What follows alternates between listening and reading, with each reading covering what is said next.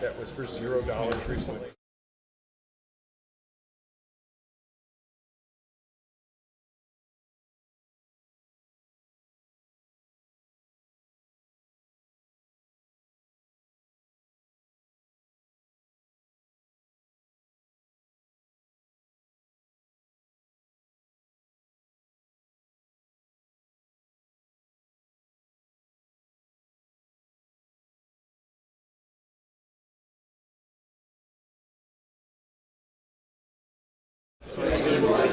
Yep.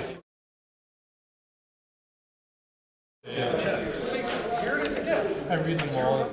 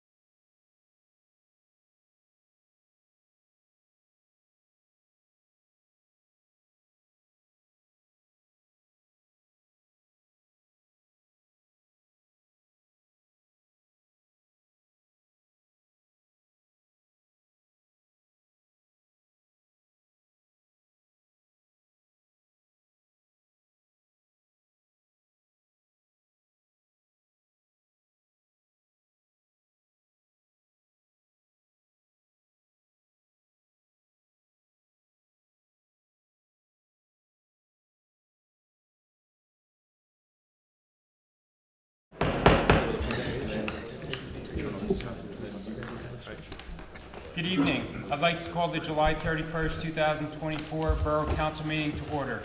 Will the clerk please read the open public meeting statement? Adequate notice of this meeting has been provided as required under Chapter 231 Public Law 1975, specifying the time, date, and location by posting a copy of the notice on the municipal building, municipal website, providing a copy of the annual notice schedule to the official newspaper of the borough, and is on file in the clerk's office. Will the clerk please call the roll? Council President Revelinsky. Here. Councilman Collins. Here. Councilman Menko. Here. Councilman Poznanski. Here. Councilman Potter. Here. Councilman Zambrana. Here. Mayor Murray. Here. Borough Attorney Peter Vignolo. Present. Borough Engineer Mike McClellan. Present. Borough Administrator Fred Carr. Present. Borough CFO Joseph Zanga. Present. Borough Clerk Monica Orlando, present. Will everyone please stand for a moment of silence and followed by the salute of the flag?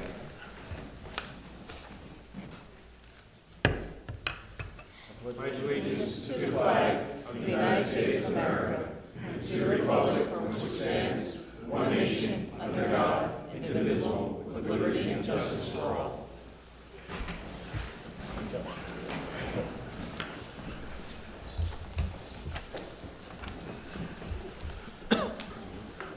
Now is the time for public comment limited to the resolutions on the agenda. If you wish to speak, please step up to the microphone and state your name and address for the record. Again, the public portion is limited to the comments only on the resolutions listed on the agenda at this time.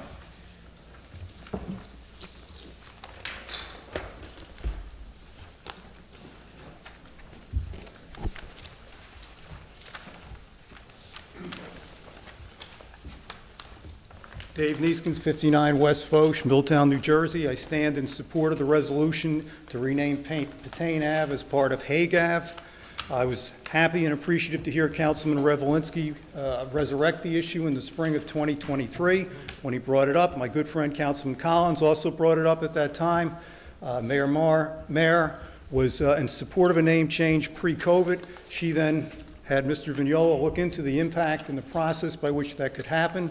Somehow this was superseded to the HRC committee under the able leadership of Councilman Peretti. He might be listening, that's why I said able, who concluded what we knew years ago when we looked into the issue, and that is that there would not be any great financial hardship on the two residents that live on Patain Ave. There would be no legal document that have to be filed, no new mortgage that would have to be obtained. That's all based on lot and block number. And the reason it's based on lot and block number is that over time, street names have tended to change in different places at different times. So there wasn't a big legal cost that he found, but he did find that there'd be some incidental costs. If people still write checks, I don't know if anybody here writes a check, but you'd have to update your checkbook, passport, license. During a grace period would have to be changed, but nothing that would be a great cost to those two residents. We also have the example of New Brunswick, where Commercial Ave was recently changed to Paul Robeson Boulevard, a long street with many more houses than we have on Patain Ave. Patain Ave, by the way, is about the distance of a long fly ball. Not an Aaron Judge home run, but just maybe an average fly ball with only two houses. Commercial Ave is much more involved. Under the leadership of Councilman Zambrana, who took over the HRC committee, we looked into the example of New Brunswick. We talked to the business administrator, a present councilman, director of community affairs. They told us they provided no money to the residents for any incidental costs. So I think that speaks to the amount of money that we're talking about. Councilman Peretti had worked with the former business administrator of getting a line item in the budget. It's probably not there in the budget now, but that would be a way in which costs could be immediately compensated for the borough, because I think the town should compensate the residents. If the town did not want to appropriate the money, we could easily find voluntary contributions into some type of a fund. I'd write the first check. Other people that are in the audience today have also indicated that they would write a check. So the financial issue is not an impediment. Mr. Zambrana talked to both residents. They had no objections to a name change, although they had concerns about the process. Who wouldn't? But that process could be worked through with Mr. Vignola, with our example in New Brunswick. They said it was all very, very, very smooth going at that time. post office, city services, none of that would be a problem. So that box was checked. So we come to the third issue, which is it the right thing to do? And we looked into that issue in depth historically, and what we found is that we did believe it is the right thing to do because Petain did not meet the test of history. If you know the south side of town, there's a cluster of streets named after World War I generals: Foch, Joffre, Pershing, Haig, and Petain. They were named by Michelin Tire in the 1920s. Petain Ave was just a paper street until the 1950s, similar to Christopher Street that everybody seems to know about now. But the two homes were built in the 1950s. Had Petain retired in the 1920s when he was a hero for his service in World War I, venerated throughout France, there'd be no debate today. We would not be standing here. But Petain's story continues into World War II. France falls in a matter of weeks to the Nazis. Petain is called out of retirement to lead a new government, write a constitution, and to sign an armistice with Germany. His priority was to curry favor with the Germans in order to get a lenient peace deal. He's not a Nazi. He's not even a Nazi sympathizer.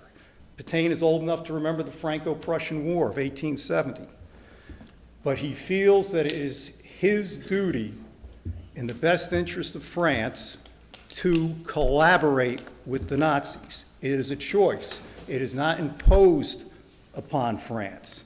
And in that policy of collaboration, French police will willfully arrest over 75,000, let me correct myself, over 75,000 Jews, foreign and French, will be arrested and deported during the war years. 3/4 of them will be willfully arrested by French police. Almost none of them will return. Petain fails the test of history. He did nothing to stop this. No measure, no objection, no speech. He was perfectly willing to have foreign Jews rounded up and deported. There is no historian that gives him a pass, or any of the Vichy leaders, on the excuse of ignorance, that they did not know what was going to happen.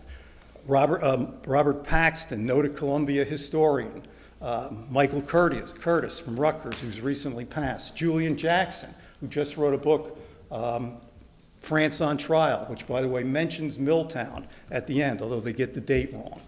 All of them have come to the conclusion that Vichy does not deserve any type of recognition other than condemnation. Jacques Chirac, in 1995, the president of France, formally apologized for Vichy's role in the Holocaust. There is no street named after Petain in France today. Now, for those that want to make the charge that we're trying to erase history, I respond this way. A street sign is not a history lesson. A street sign reflects the values of the town and how we honor people. Every fallen combat veteran from Milltown has a street named after them. We don't know any of their history. We don't know how they died from that street sign, what their family was like, what their personal goals were, but we do know the sacrifice that they made because that sign is an honor. Petain does not deserve that honor. Also, to the charge that this would be a slippery slope, where would it stop? To me, you look at each case individually. You take the context of the time, the person's accomplishments, juxtapose them with their failures, and make a determination. A determination here about the Holocaust is an easy one. If there was a football field in Milltown named after a USC Heisman Trophy winner in the 1960s, 30 years later, I don't think that football field would have the same name. Just today, in the news, Bob Menendez Elementary School is going to have its name changed. You look at each case individually, and you make a determination. And if there's anything this council can agree on, and I know this council disagrees on a lot, it's that we stand against the Holocaust and those that enabled it. So I don't think there's a problem with the process.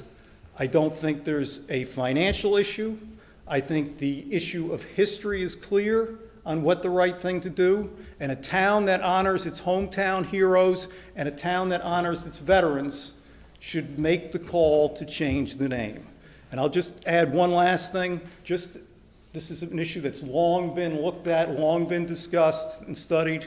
My good friend, Mr. Zambrana, and I met with Mr. Dixon of the American Legion, Mr. Colazar of the VFW. They can take no position. They are non-political. But I want the council to know that we spoke with them, we mentioned them, and everything I said here was told to them. So we're not blindsiding anybody.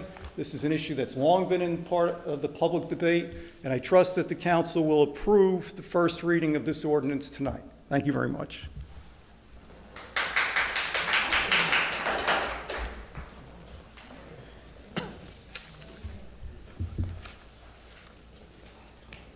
Good evening, all. My name is Courtney Williams. I am the chair of the Human Relations Committee, and I would like to speak on two ordinances, 1547 and 1548. First, I would really like to thank and really acknowledge the work that it took to get here. As a person who's been on the HRC since its inception, this was one of the main tasks in charge of this committee, to really look into this issue and help guide the councils, the terms of the councils, move forward with this issue, and to support the work that has been done and really continue to do that work. And so to be here today, having this as something that we are now really considering and really looking into and hoping to move forward on, I very much thank everybody's consideration and the work and everybody's previous work that's gone into this. This has not been an easy issue and has not been an easy task, but I very much appreciate everybody's willingness to continue to pick up that mantle.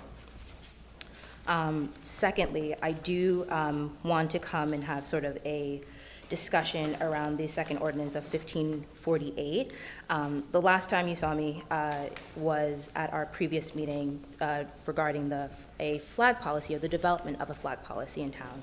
And since then, there has been some dialogue back and forth and some very good conversations about the development of the policy and what would go into it and how the HRC, which, as you know, is really meant to guide and help the council really work through the complicated issues, make this less complicated, and make it a more sustainable, transparent process for the town to be able to develop these policies going forward. So I would like to say and would like to ask that there be consideration to continue that conversation going forward. As it stands, the current flag policy may and still need to be discussed amongst the HRC. Many members have not been able to attend that meeting, so I do request that we have some more time to have that dialogue. I think that there are existing policies from all around the county that can really help inform this policy, especially from the county. I believe I've sent an email with an example of what that potentially can look like.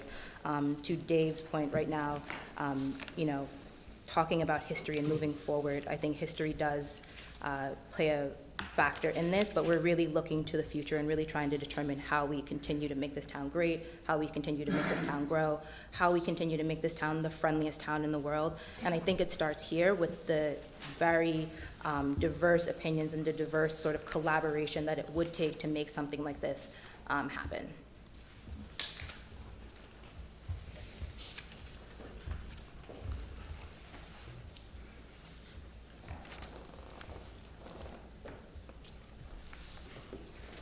Okay, seeing no other comments, I would like to close the public portion of this.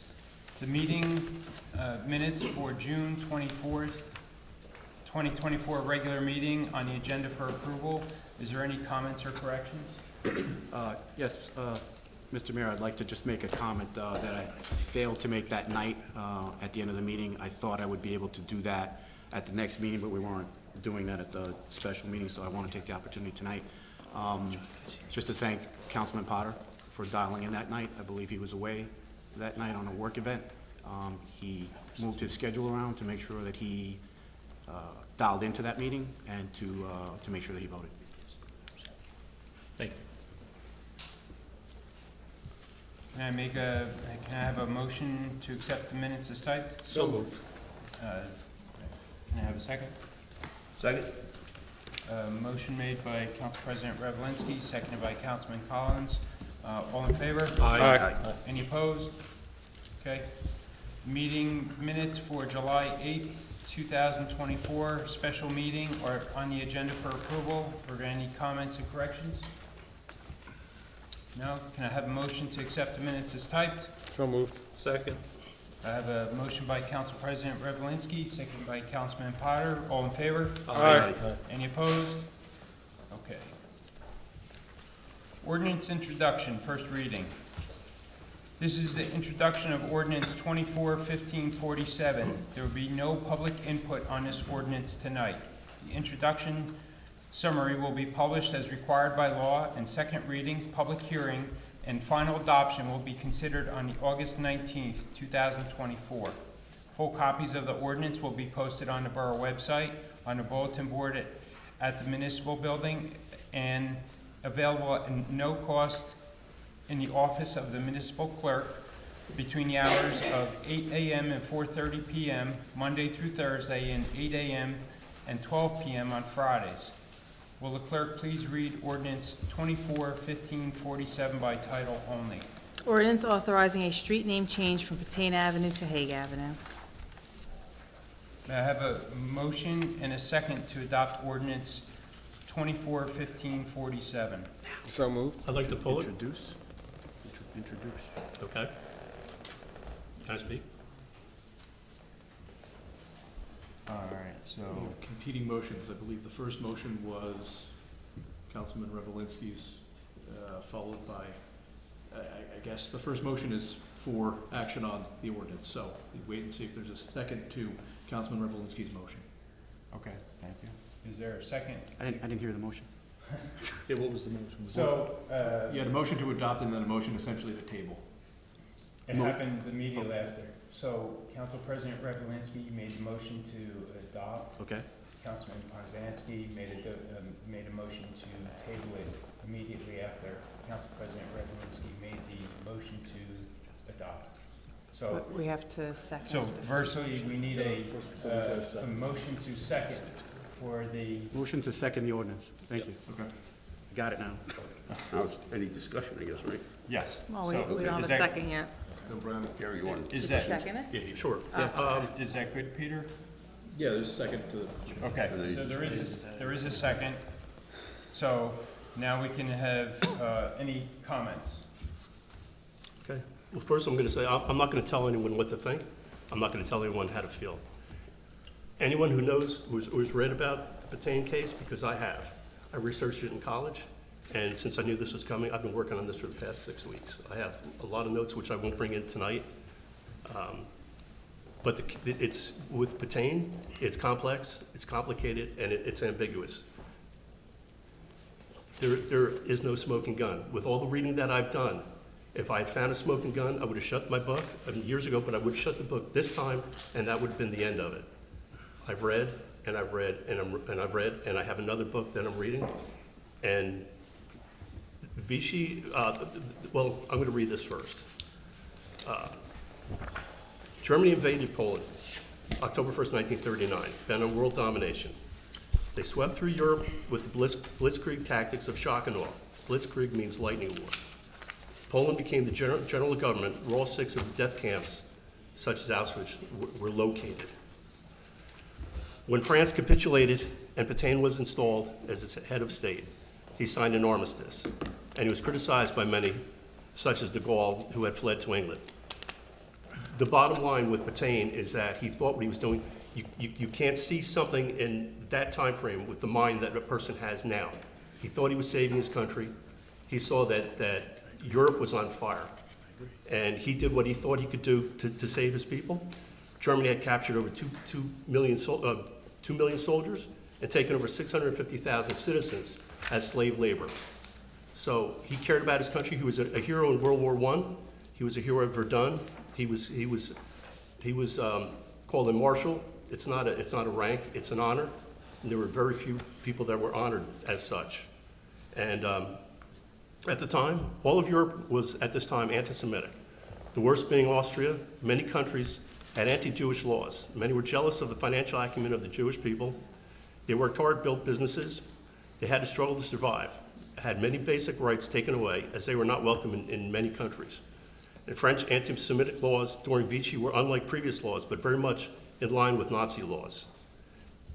The Nazis controlled France. They divided into 3 zones. So Vichy, France, Paris was no longer the capital. It was Vichy, which was in lower France. And they had 2 occupied zones, which were the Germans occupying France.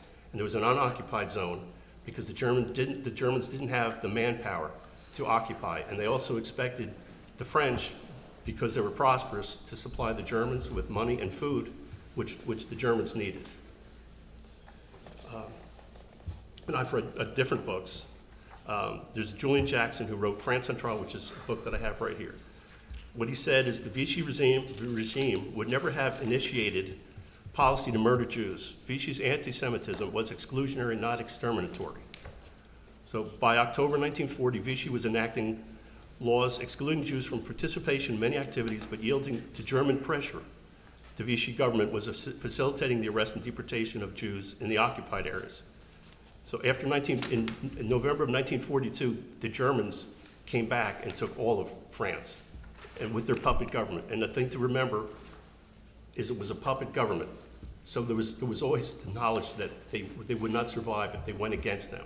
So when a person can say that it was voluntary, everything that I've read, I've never seen that. It can be alluded to, but I've never seen that.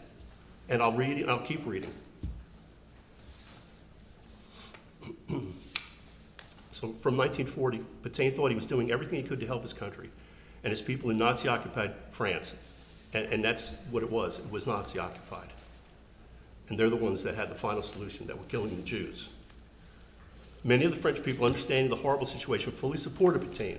His trial was like a trial of a collective soul of France, and they needed to be cleansed. That's all I have to say tonight. I'd like people to think critically. I don't want to think that I've put in dozens of hours, and I didn't have to, but I want to know everything that I could before I came here tonight and for the next meeting if this comes up. And I think everyone should have the critical thoughts to go along with this.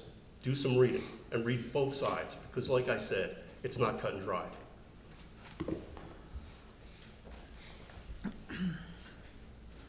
So just to be clear, the motion was made by Council President Revelinsky, seconded by Councilman Zambrano. Okay, Monica? Yep. Okay, good. I just wanted to confirm. Any more comments?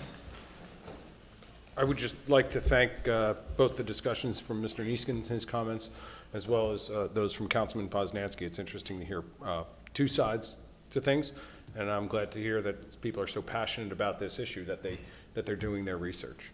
I think it definitely warrants, some more thought, but I personally I'm okay with proceeding with my motion to approve, and understanding that we've got 28 days here for anyone who's maybe contemplating otherwise to truly research the matter on their own. Okay, thank you.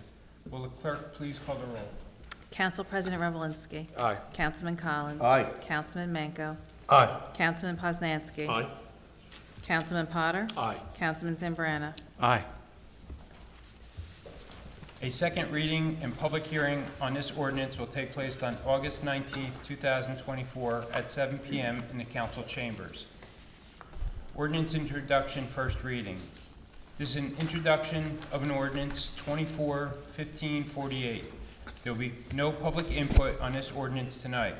The introductory summary will be published as required by law, and second reading, public hearing, and final adoption will be considered on August 19th, 2024. Full copies of this ordinance will be posted on the borough website, on the bulletin board in the municipal building, and available at no cost in the office at the municipal clerk between the hours of 8 a.m. and 4:30 p.m. Monday through Thursday, and 8 a.m. and 12 p.m. on Fridays. Will the clerk please read ordinance 24-1548 by title only? Ordinance to amend Chapter 2, Administration of the Revised General Ordinances of the Borough of Milltown to add Article 89, Flag Policy. May I have a motion and a second to adopt ordinance 24? I make a motion Move that this to motion table be this motion. adopted. Second. I second the table. It was the first, did you table it? I don't know, people were talking before the mayor finished, so I couldn't hear. So, Mr. Vignola, can I get some clarification? Because I was still talking, so I don't know, I want to, did you get a perspective on what happened there? I believe that Councilman Zambrana made a motion to table before Councilman Revelinsky made the motion to approve. Okay. So that's, And I seconded the and table. there was a second by Councilman Potter to table.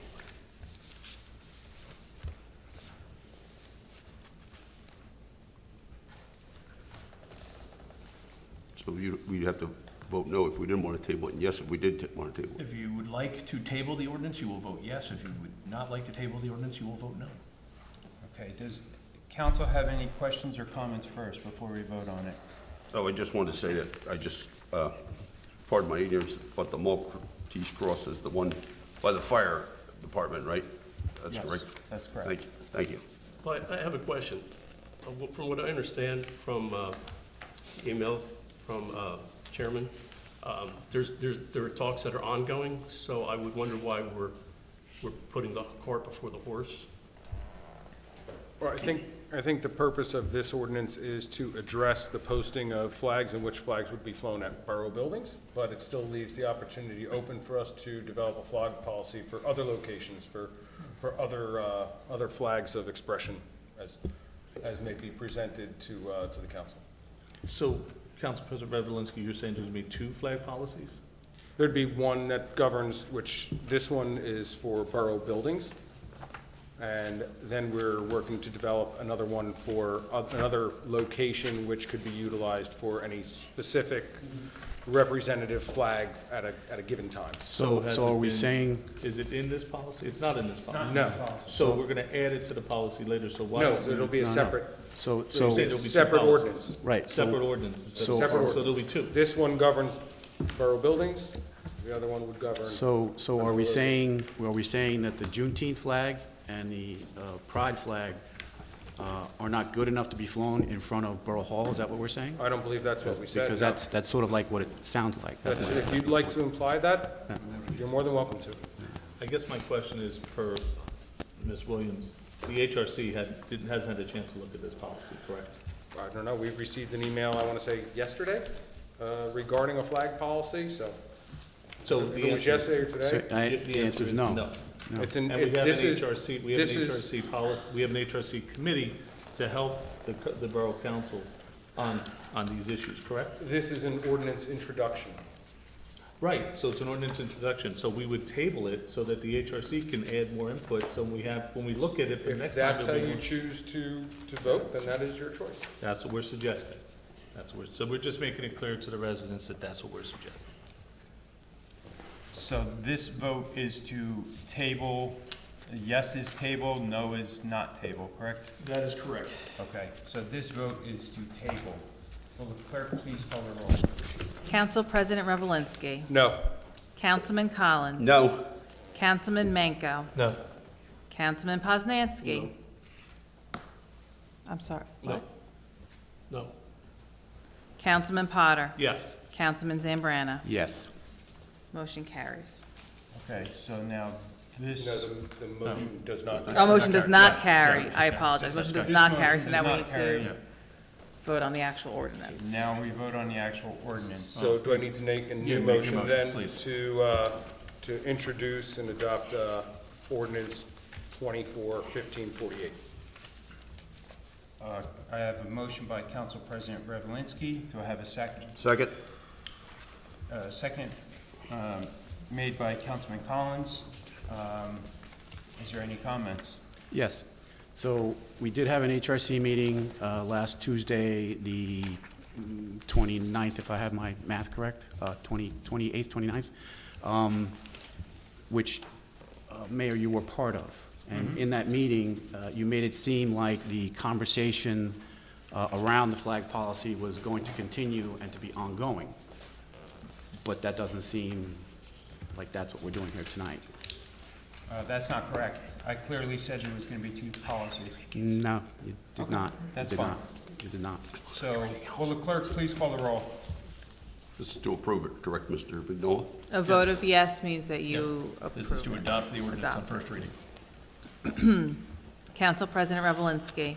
Aye. Councilman Collins. Aye, yes. Councilman Menko. Aye. Councilman Poznanski. Aye.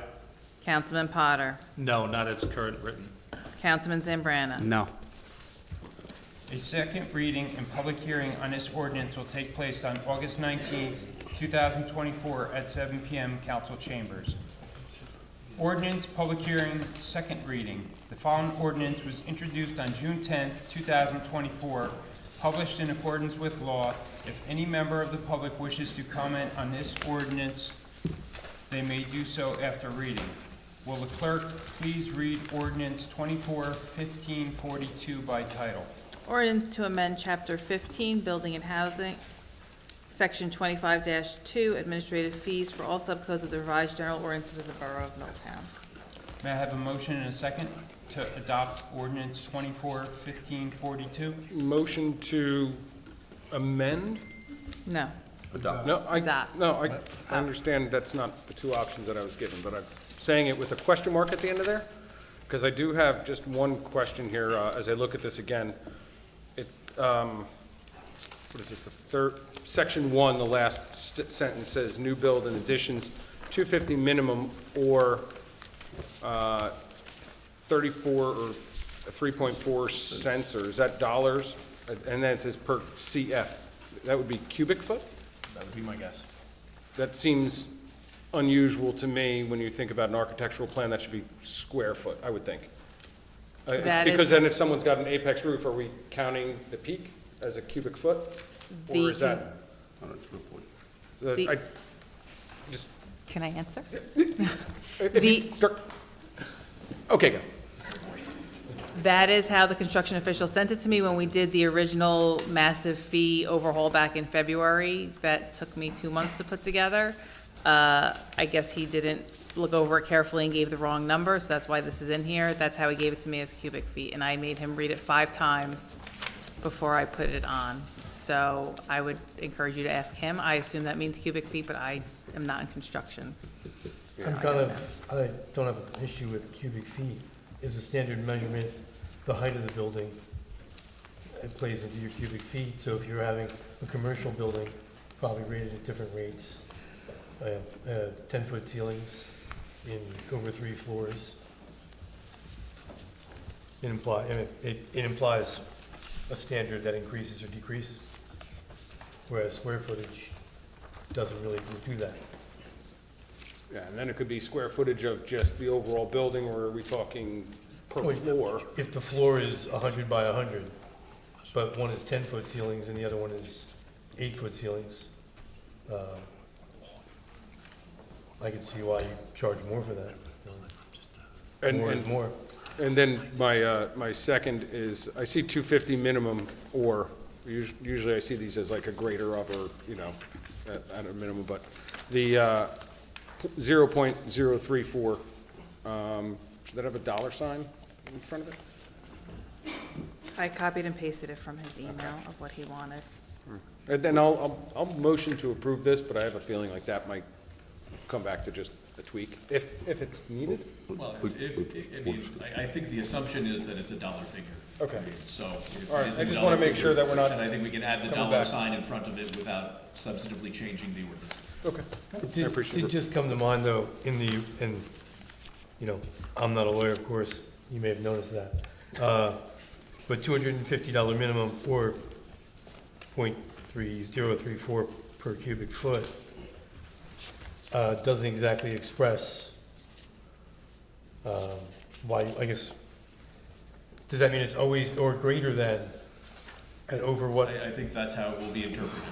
So, Whichever is greater. The greater Okay. of. 50, Whichever and is- it's- that's- yeah. so That's 250 missing, so the 250 is the minimum, and if it's more than 250, then it'll be based on the map. So if you have that, as you talked about, that 100 by 100 by 2-story, 2,000, 10,000 cubic foot building, right? Do the math, and maybe closer to 250. The idea is to capture the fees associated with the inspections at the construction department, and not make it so onerous so that he has to go out and do this expense math. Now, at the time, of we all know that you come and file your permits, the construction official does the math, puts it on the jacket, hands it to you, and says, here's your permit fees for this project. If you agree or you disagree, that's your time to say, I like it or I don't like it, or I'm not paying it, or I'm reducing the scope of my project because I'm not paying the fee. But without this math, he doesn't have the ability to do that. So would it be a substantive change if it was to say the greater of?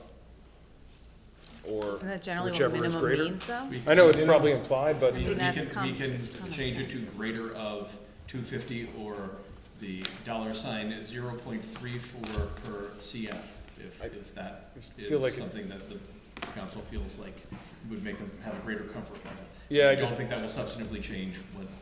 I've seen a lot of construction contracts, and you always see the greater of, or, that sort of language, that's all.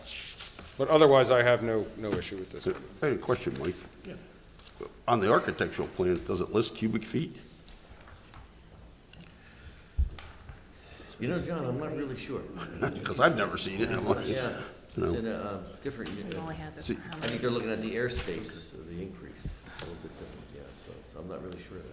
Yeah, I mean, because it's going to be how because there may be some, argument of how they calculate cubic feet. Like Rich was saying, if you have a roof that takes up more, and the ceiling that takes up a lot, or even technically you could say like what would you call that, window, with a glass window or something, and that could take up more cubic feet, right? I mean, You can calculate it, it's not, it's takes a little more work than doing it by just height.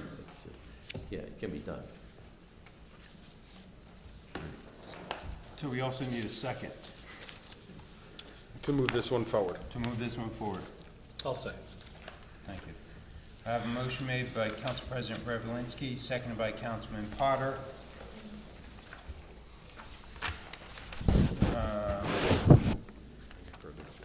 Can I have a vote? We need to open this to the public Oh, as a I'm second sorry. reading ordinance. Now, I open a public hearing on ordinance 24-1542. Please state your name and address for the record, and the comments are listed to the ordinance only. I will close the public comments portion of this. Will the clerk please call the roll? Council President Revelinsky. Aye. Councilman Collins. Aye. Councilman Manco. Aye. Councilman Poznanski. Aye. Councilman Potter. Aye. Councilman Zambrana. Aye. Ordinance public hearing, second reading. The following ordinance was introduced on June 10th, 2024, published in accordance with law. If any member of the public wishes to comment on this ordinance, they may do so after reading. Will the clerk please read ordinance 24-1543 by title? Ordinance to amend Chapter 34, Comprehensive Development of the Revised General Ordinances of the Borough of Milltown, County of Middlesex, State of New Jersey, to add Section 34-7, privately owned salt storage. May I have a motion and a second? So moved. second? I have a motion made by Council President Revelinsky, seconded by Councilman Collins. I will now open the public hearing on ordinance 24-1543. Please state your name and address for the record. And these comments are limited to the comments on this ordinance only. I will close the public portion of the comments. Will the clerk please call the roll? Council President Revelinsky. Aye. Councilman Collins. Aye. Councilman Manco. Aye. Councilman Poznanski. Aye. Councilman Potter. Aye. Councilman Zambrana. Aye. Ordinance, public hearing, second reading. The following ordinance was introduced on June 10th, 2024, and published in accordance with law.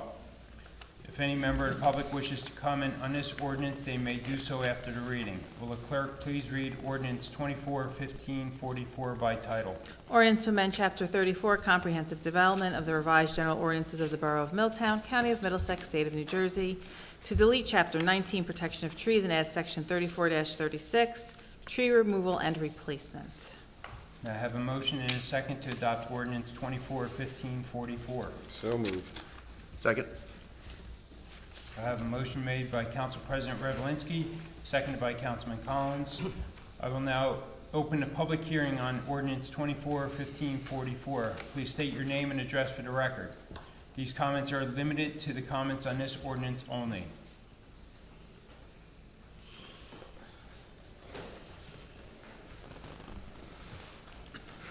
Lee Weisenberger, 99 JFK Drive. Looking for a little clarity. We still presently have a tree removal process for street trees? Yes. As deemed necessary by the DPW. Right, well, that's the question mark then. Yeah. Street trees yet then, I notice this says on the acreage involved too, but per acre of property is where replacement trees come into effect. So up to an acre, nobody has a problem. That's the way I read it. That's my understanding as well. Unless, Peter, can you? I will admit I did not commit the ordinance to memory. This is a ordinance that is required by the state DEP and has been essentially mandated for all municipalities to adopt. So my understanding is it does regulate street trees as well as private trees based upon the caliber of the tree and goes through what the regulations are for those removal and replacement. Because it says up to per an acre, and then it's replacement of, depending on size, it could be 3 trees to replace 1. I'm just curious, like I said, on the street tree thing, because who makes the decision on the street tree now? Typically, the request to remove a tree goes in through the DPW. They'll review it, take a look at the tree itself, determine if it's diseased, if it's creating additional hazards, if it's dead, and then make the determination if it should be taken down or not. As I said, because the way this reads, it's kind of like, you got to get an arborist now to make a decision on anything. So, But to your previous point, I believe that's for properties greater than an acre. to a point, once again, yeah. But trees now that are grandfathered in yet, I would guess, that are scheduled for removal, nothing's going to affect any of this new stuff. I know this was floated around, I believe, earlier this year, and our DPW department had made it a point to go out and check all those trees again that were on the list to see if there were any immediate that really needed to come down right away in order to try and get that accomplished prior to this. The state introduced this and then withdrew it, and then now the state has reintroduced it and said it's time for adoption. So I believe the DPW has done a good job of probably getting us as far ahead as possible. But the interpretation and how the state winds up going about enforcing this regulation is anybody's guess. I find it hard pressed to believe that the state has time to come to little old Milltown and find out if someone cut down a 6-inch tree in their backyard. We enforce We it. enforce it. Well, Yeah, it's a municipal enforcement obligation by our zoning official, just so we're all on the same page. So basically, they mandate it and we enforce it. Yep, and there's no compensation from the state for it. there is not. Nope, they told us we have to do it, and Pretty they standard. gave us the form, kind of like stormwater. It's, the DEP has become very good at drafting legislation, telling municipalities to adopt it, and telling them they get to enforce it. Because along this line again, like I said, the acre is the break point. I don't know I'm not sure. how many houses in town are over an acre. But once again, planting new trees again, I have a problem with roots. And this doesn't say boo about it. No, and I know a lot of the trees that were planted in town were the pin oaks, which have a very shallow root system, which has led to ripping up sidewalks, curbs, and street damage. And hopefully it would be the selection of an appropriate tree to replant. Yeah, because That wouldn't once cause again, those even if you had an acre, or you're just over an acre, and they want you to put 3 trees back or something, once again, the canopy, the root system, because I don't know, right now, with our current ordinance, if roots are coming into your property, can you cut them? No problem? Again, I don't know if roots are coming into your property from another person's tree. Yeah, your neighbor's tree, wrecking your yard. That seems like a private property issue. That's not a municipal issue. It also, just for heads up, it also states in here that it is to be monitored by the applicant for a period of 2 years to ensure the survival, and then shall be replaced as needed within 12 months. After 2 years? I bring this up because I have a It's a nice family little member gray in East spot. Brunswick going through a similar problem. I mean, her yard is destroyed by roots from the neighbors. Happens to be a commercial apartment building, and I'm to the point, I gave up. I took the Sawzall, I'm cutting roots, because they're not doing anything, and I'm just curious, then, they said planting more trees, even if you got an acre, I don't know how big a house you got there, or where they want you to put these trees, but once that canopy takes effect, the roots are all over the place again, affecting everything. So, like I said, they don't address it, they just tell you, yeah, plant trees. That's all, appreciate it. Just for the record, I think what you're referring to is tree replacement requirements for trees of a 6-inch caliper that are taken down per acre. So it'll be one up to an acre, and then once you enter your second acre, it would be a second tree. So, but it does apply to trees with a caliper of 2.5 inches or more on any property. But these are the minimum requirements the state has set forth, so. Again, this is a DEP ordinance. So Peter, that would also include a paper street like Christopher Street, right? Would it- Trees there in that vicinity? It would. Would it apply to trees in the vicinity, or would it Well, apply just to in trees general. on Christopher Street? Because Christopher Street is a paper street. True. But It's not public. there's trees there, and I know the Environmental Commission had an issue. And frankly, Councilman Zambrana, given the fact that that is a pending application, I don't know that we're gonna count it. Thank you, Peter. Thank you. Good advice. We'll close the public comment portion of the meeting. Will the clerk please call the roll? Council President Revelinsky. Aye. Councilman Collins. Aye. Councilman Manco. Aye. Councilman Poznanski. Aye. Councilman Potter. Aye. Councilman Zambrana. No. The following ordinance, ordinance, public hearing, second reading. The following ordinance was introduced on June 10th, 2024, and published in accordance with the law. If any member of the public wishes to comment on this ordinance, they may do so after reading. Will the clerk please read ordinance 24-1545 by title? Bond ordinance providing for the acquisition of a pumper truck and various fire equipment appropriating $1,200,000, therefore, and authorizing the issuance of $1,140,000 bond and notes to finance a portion of the cost thereof authorized in and by the Borough of Milltown and the County of Middlesex, New Jersey. May I have a motion and a second to adopt ordinance 24-1545? So moved. Second? Second. Wow. Close. I'm going to give that one to Councilman Collins for the tie. I have a motion made by Councilman Collins, seconded by Councilman Potter.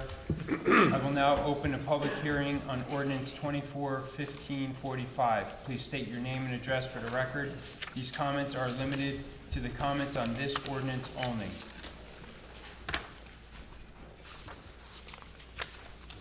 Seeing none, I will close the public comment portion of the meeting. Will the clerk please call the roll? Council President Revelinsky. Aye. Councilman Collins. Aye. Councilman Manco. Aye. Councilman Poznanski. Aye. Councilman Potter. Aye. Councilman Zambrana. I have a question. So, do ordinance 24-1545 and 24-1546, do they go hand in hand? They're just two different ordinances? Two different ordinances. Okay.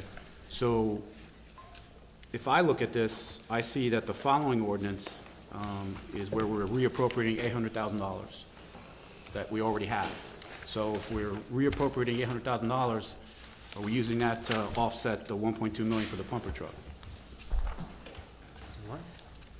Could you repeat that? I didn't hear what you said. Saying the Councilman Zambrana? Fred, you want me to repeat that, Fred? So your question is, what are we doing with this, with the 800,000? Yeah, they go hand in hand? So if you look on page 3, you'll see the amount to be appropriated or reappropriated. Under section 3. Yeah. Those different categories in the bond. In 1545 or 1546? 46. 46, right? Yeah. Okay. The 1545 is flat out fire truck. Okay. It's on, 46, It's not fire. it's on the last page, I think, isn't it? 1545, Oh, what page is it? it's a fire, right? Yes, 45 is the fire Yeah, truck. that's right. 1546 is the other ordinance where we appropriated money from 17. If you see, there was ordinance number 1714, related public works complex, flood mitigation project, various capital Right. improvements, blah, blah, Right. blah. And that's, Right. we're gonna take that 800, and we're gonna categorize these other things, spend it in other matters. So, just one more Yeah, time. that's okay. Maybe I'm a little thick here, so. No. On that same page, in section 3, so are you taking the 800, and are you appropriating it to all these pieces that are there, that are listed, that add up to 800, on pages 2 and 3? Yes, sir. Okay, thank you. So, what's your vote? No, he was just a Sorry, question. yes, I know, but I need his vote now, that's what I'm saying. Yes? yes, Okay, motion carries. thank you. Well, I thought he said yes, and then he had a question. No, no, yes, no. Okay. Ordinance, public hearing, second reading. The following ordinance was introduced on June 10th, 2024, published accordance with the law. Any member of the public that wishes to comment on this ordinance may do so after the reading. Will the clerk please read ordinance 24-1546 by title? Bond ordinance reappropriating $800,000 in excess bond proceeds not needed for their original purposes in order to finance the cost of various capital improvements and capital acquisitions authorized in and by the Borough of Milltown in the County of Middlesex, New Jersey. May I have a motion and a second to adopt ordinance 24-1546? So moved. May I have a second?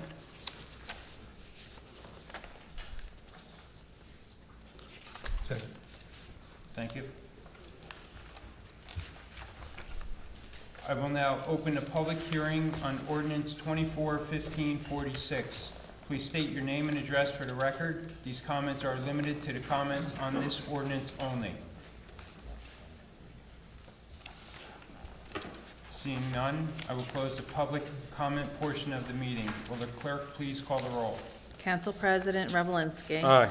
Councilman Collins. Aye. Councilman Manco. Aye. Councilman Poznanski. No. Councilman Potter. Aye. Councilman Zambrana. Aye.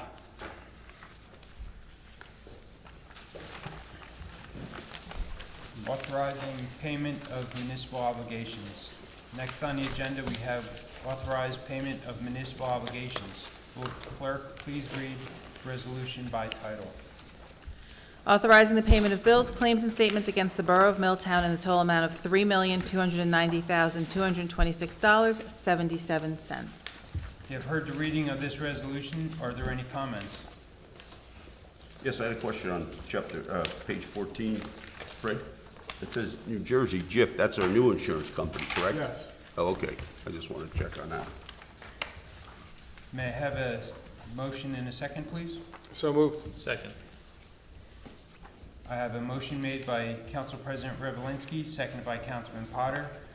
Will the clerk please call the roll? Council President Revelinsky. Aye. Councilman Collins. Aye. Councilman Manco. Aye. Councilman Poznanski. Aye. Aye. Councilman Potter. Aye. Councilman Zambrana. I have a question. Okay. Fred? I see that PFK Davis is on the bill list. Do you have any idea what the audit progress is and when we might see the audit for 2023? Ballpark? So, I'm hoping by the end of the month, This one? yes, no, next month. This month's over. For all intents, in fact, not to be too crass, the sooner we head up, this day will be over and we'll all be done, right? Thank you, Fred. The conversation with them yesterday, they were looking for a few other items, a couple of things in the clerk's office, a couple of things of pulling some items for that. I think they sent a list out yesterday that Joe and Bob Gardner and the rest of them and all, we were addressing it. I'm hoping to have that done real soon. Okay, thank you. Okay. Aye. A consent resolution has been prepared for the resolutions listed on the agenda. All matters listed under the consent agenda are considered to be routine in nature and having been reviewed by Borough Council will be enacted on in one motion. Any items may be removed from the consent agenda at the request of any council member, and if so removed, it will be treated in a separate manner. Any items requiring expenditures are supported by a certification of funds, and if any member of the council wants any resolution acted upon individually, please give me the resolution number, and I will be pulled from the consent resolution. Will the clerk please read the consent resolution? Whereas pursuant to the rules of council, the council may establish a consent agenda for any regular or special meeting upon certain conditions, and whereas each of the following resolutions to be presented before the Borough Council at its July 31st, 2024 regular meeting appears to have the unanimous approval of all members of the Borough Council, Resolution 2024-219 through 2024-230. Now therefore be it resolved by the Borough Council of the Borough of Milltown that each of the above listed resolutions be approved and adopted by the Borough Council with the same legal effect as though each was read in its entirety at the July 31st, 2024 meeting and adopted by separate vote. Are there any questions, comments? I any do have, resolutions? one question regarding two of these resolutions, and I think I know the answer, but just before they get pulled for that. The relationship between 2024, 229 and 230. The reduction in the amount being paid to the contractor who did the water line work is what we are using as basically the payment towards Middlesex County for the paving of Highland Drive, Lawrence, and Oaks, or Oak Street over there. And I just see a difference in the dollar amount. I see the estimate is,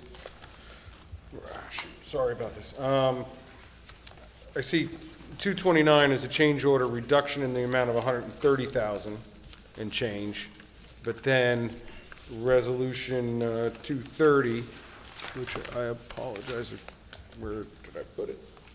Under one of these pieces of paper, was for $129,000 to come from a fund. So are those kind of like rough estimates, or? So yes, so it's an estimate for Middlesex County. We will not get the exact number until they've completed the milling and the paving and all the rest of that. So it's all based on, a lot of that's based on the cost of asphalt, Councilman, as you know. Right. And that fluctuates, but that's their estimate right now. And Well, I that's why we have enough money based on the reduction of the water project to cover their current estimate to move forward. But it just shows that like 129,891 coming from account G23605,301. And I'm wondering if that, because it's so close, is it just intended to be similar to the change order amount? No, it's just the number we were provided, but go ahead. Yeah, the decrease had to be more than what the authorization was. Okay, As long as it was the same or more, we were able to do both. thank And you. it's bad to do exact, then you're shooting craps. Sevens? You have heard the reading of this consent resolution. What's your pleasure? So I just have one more question. The same resolution. Does anyone know how soon that work will start for all of those streets after this resolution is passed tonight? The county meeting is within the next couple weeks, I believe. So we have to get our resolution over to them, and then they vote on it, and then hopefully the work should start. Okay, because there's especially Highland, East Lawrence, Chestnut, those streets are sort of in my neighborhood, and folks come up to me and say, hey, by the way, when is that gonna start? I just keep saying, it's coming, it's coming.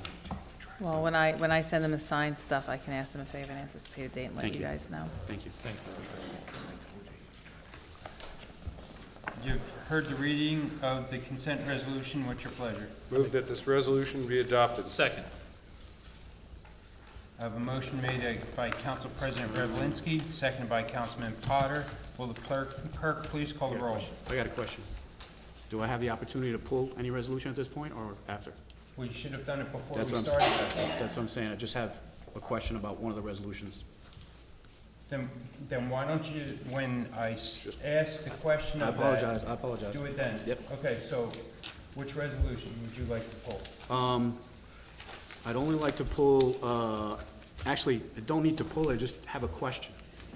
And so I think I know what the answer to these questions are, but I want to make sure. On resolution 2024-25 and 2024-26.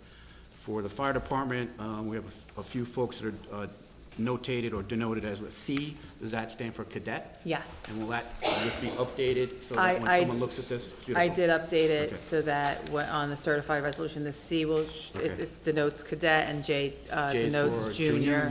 Beautiful. Yes. That takes care of those two. Yeah, I just didn't want to waste the paper printing it again. Okay, and then the one question on 2024-27, so this is waiving of fees for the Boy Scouts, which is fine.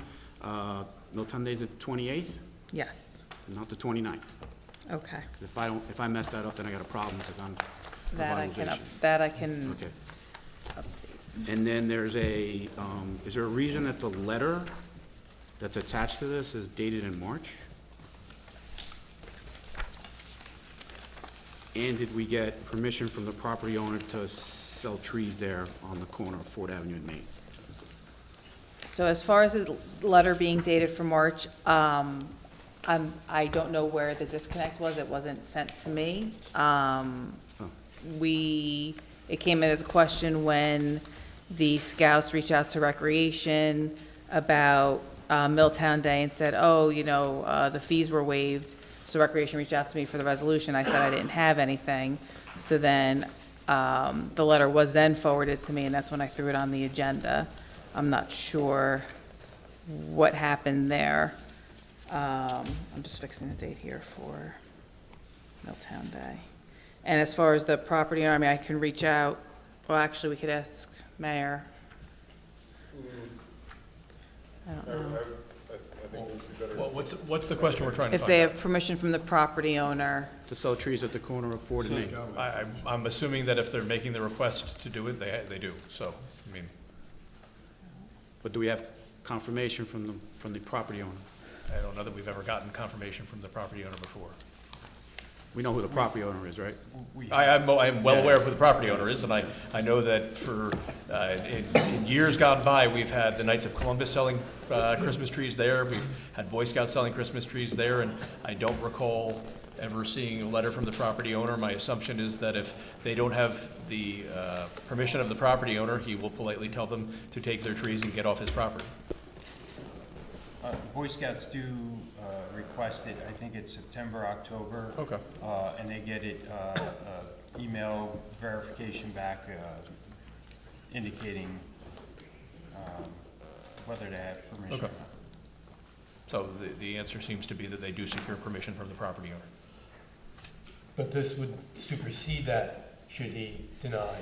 No, we're not giving permission to use the property. This is just, I believe this is just a request to waive This is electricity. fees. We Yeah, can't electricity give permission fees to use private property. to allow them to connect and run their lights for the tree sale, Right. so. It's just, given who we're dealing with here. Never been an issue in the past. True. True. Doesn't mean I can't bring it up now. You can, and I. Thank you for letting me know that, Peter. What's that? Thank you for letting me know that.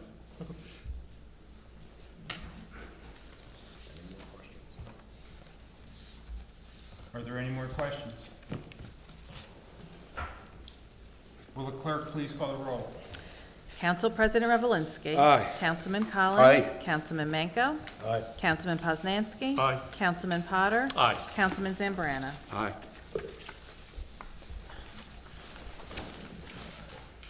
All right, so this is the public calendar year 2024 budget public hearing and adoption, and the budget presentation by our CFO, Mr. Joseph Zanga. Thank you, Mayor. Yeah, Monica's gonna set it up. Joe, quick question. This is only talking about the budget, but not the capital plan. The capital plan's not a part of the budget? Second to the last page, and it gets capital. Sorry, we just got this, so. Yeah, second last page is, Come on, get an hour. No dollar amount, it just says, no. On the actual, Councilman, on the actual budget itself has the capital budget at the end. Okay. That has the dollar amounts. okay, thank you.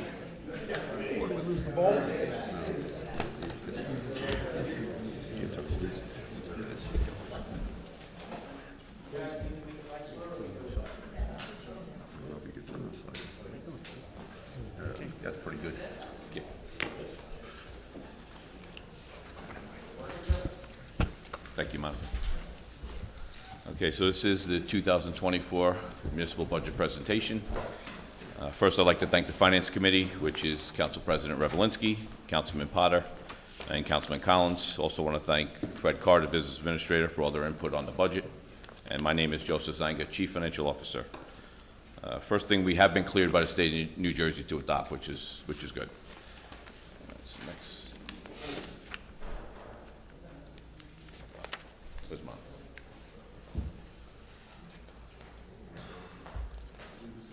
Yeah, how we doing this?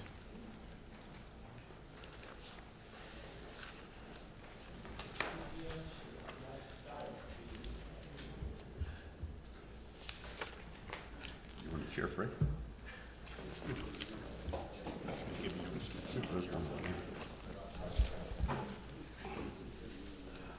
Oops, go the other way.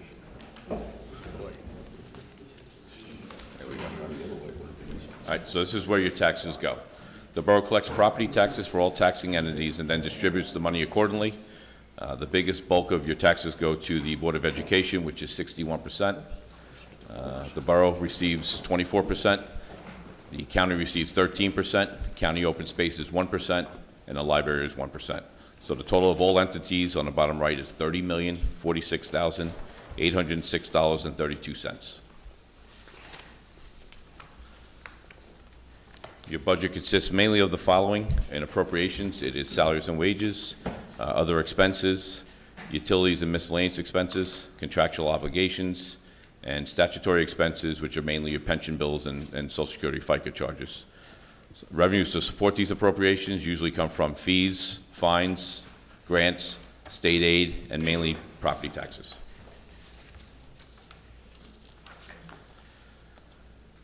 On the expense side, there was no cuts in services anywhere in the budget. Some of the services that are provided to our residents are police protection, garbage collection, recycling collection, storm cleanup, snow removal, parks and recreation, code enforcement, building inspections, court services, animal control, vital statistics, senior center, public library, and volunteer service, EMS, and fire protection. And again, there's no cuts in services in this budget. All right, so this is a pie chart of the appropriations. The biggest portion of the pie chart goes to salaries and wages and personnel. The next largest portion goes to other expenses, which are mainly the appropriations on the prior slide. Then we have the library, which is 3.2%. Grants make up 2.8%. Debt service and capital expenditures make up 13.5%. And statutory expenditures, which are, again, the pension bills and FICA expenses, make up 11.1%. And reserve fund collective taxes makes up 5.1%. This is a slide which shows last year's budget compared to this year's budget. Medical expenses did increase. The fifth line down, which says police, fire, retirement system, that went up $79,000. Those are rates that are generated from the state of New Jersey for borough portion of the pension cost.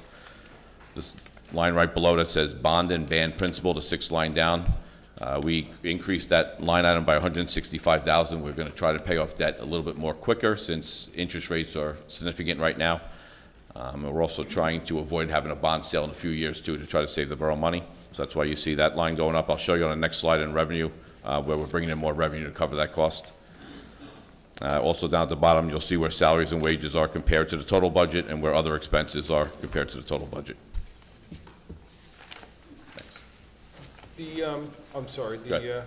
the items in red, could you, I understand they're probably just because they're negative. Sure. What those red items indicate? So it's a decrease. What the negative is? Yep, it's a decrease in appropriation. So the borough went to a new joint insurance fund this year, and the expenses were less. That's the first decrease of 10%. The PERS DCRP went down slightly. That was that decrease. And bond and band interest, since we paid off principal last year, the amount that we have to pay for interest is less this year. So those three. Next slide is your revenues from 2023 compared to 2024. The fifth line down that says other, that's where there is something that we had on the books called reserve for payment of notes of $147,335. We brought that in as revenue to offset the appropriation to pay down debt service quicker. As I said before, we're trying to alleviate the high interest costs on band interest, and also try to avoid a bond sale in the future. Down the bottom, second one up is your local property taxes. That is the highest amount of revenue.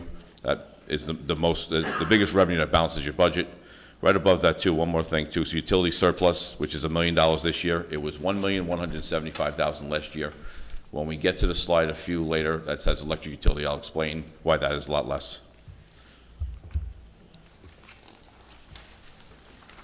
Next is the water sewer utility budget. The total budget is $3,996,359.38. This utility is self-liquidating, which means revenues do support operations.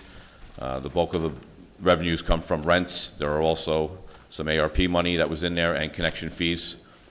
On the appropriation side, it is salaries and wages, it's water and sewer repairs, insurance costs, your water operator expenses are in there, debt service, purchase of water from New Brunswick, sewer treatment from New Brunswick, and we also had a line called deferred charge over expenditure of appropriation.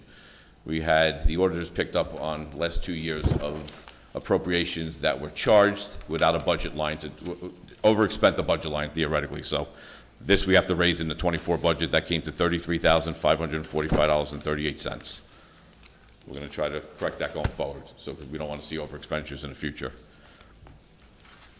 This is your electric budget, which is $7,457,017.14. Now, this utility was not self-liquidating, which means revenues did not support operations in 2023. This could be an early sign that there could be a rate increase in the future. So we're going to take a good look at the electric after the summer months end in October and see how the summer months. Right now, we've had some hot weather, which is decent for the electric utility for billings and collections, but in October, we'll know how the summer months ended up. Electric rents do make up about 97% of your budget. On the expenditure side, is the same as the water sewer. It is based on salaries, maintenance of the poles, wires, insurance costs, debt service, energy purchasing through PJM, PSE&G, and BP Energy. And this fund also had a deferred charge over expenditure of appropriations from prior year. Here's your capital improvements for 2024. Roads, we already did the ordinance for some of the roads. I think it was Northbrook Drive and Foch Avenue. Also in that ordinance was curb cuts and sidewalk improvements.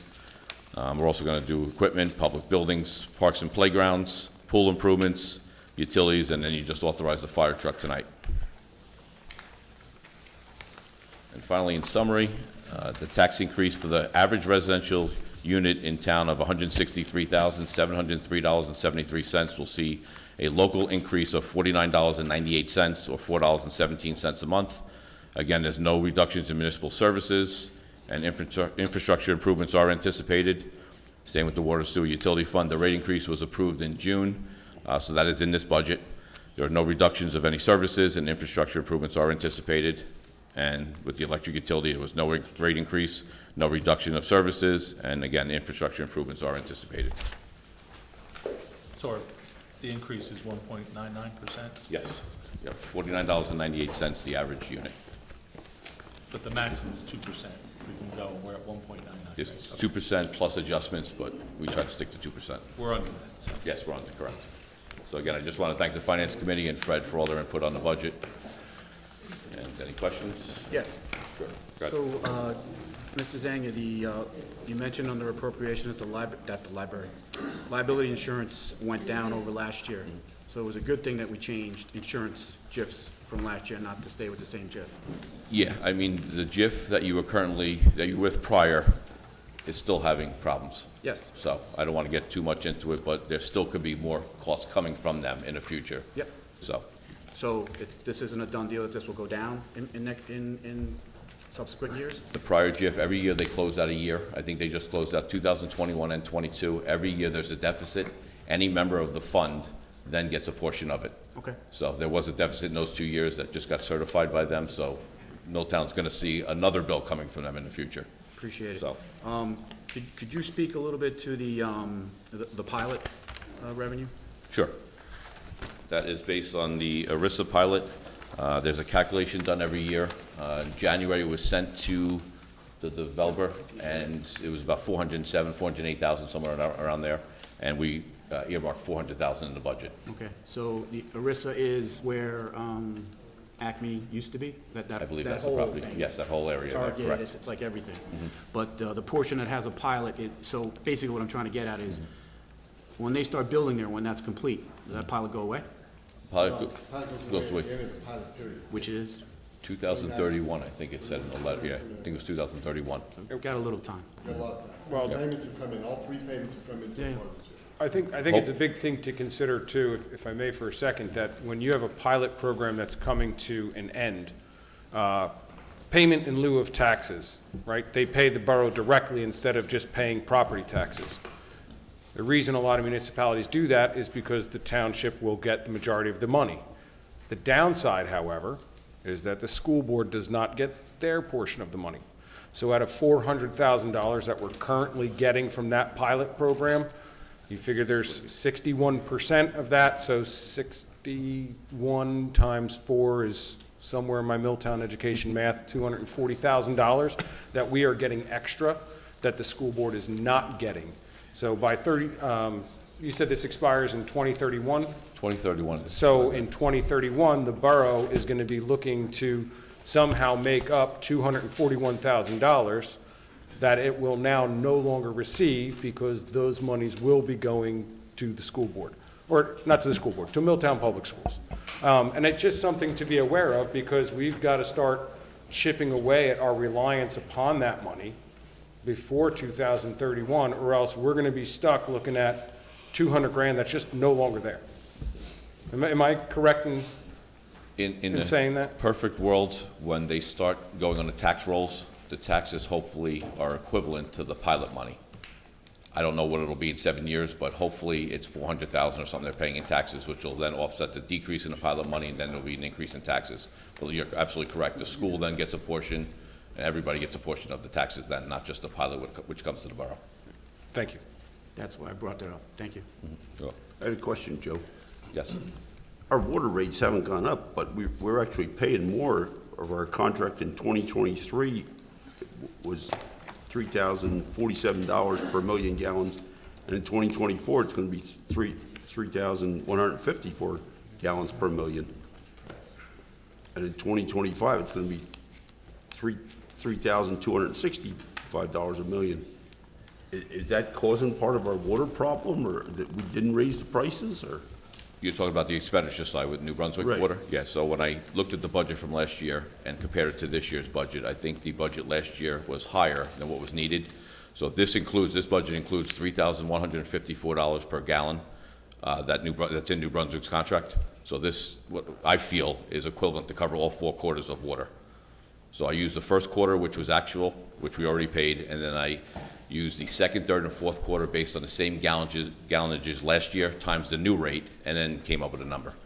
And that came to about $588,000, if I remember correctly, so I put 600 in the budget. Okay. Joe, I'd like to ask a question. Sure. About the schools. They're able to ask for, I believe, an extra 2% this year. Have they, and will they get that? Yeah, so in here, they already did their budget, so 18 million, I think on the second slide had the pie chart. It was $18,188,090. That was exactly 2% from last year's budget for the school. Sure. Thank you. I have a question in regards to your, and I know most of the answers to these, it's just more that you said some things and I want to clarify it for the residents, but you had said for the electric utility budget, it is non-self-liquidating, but meanwhile, for the water utility budget, you said it is self-liquidating. And you added to that saying the revenue in the electric utility did not support operations. Correct. So what does that forecast for us?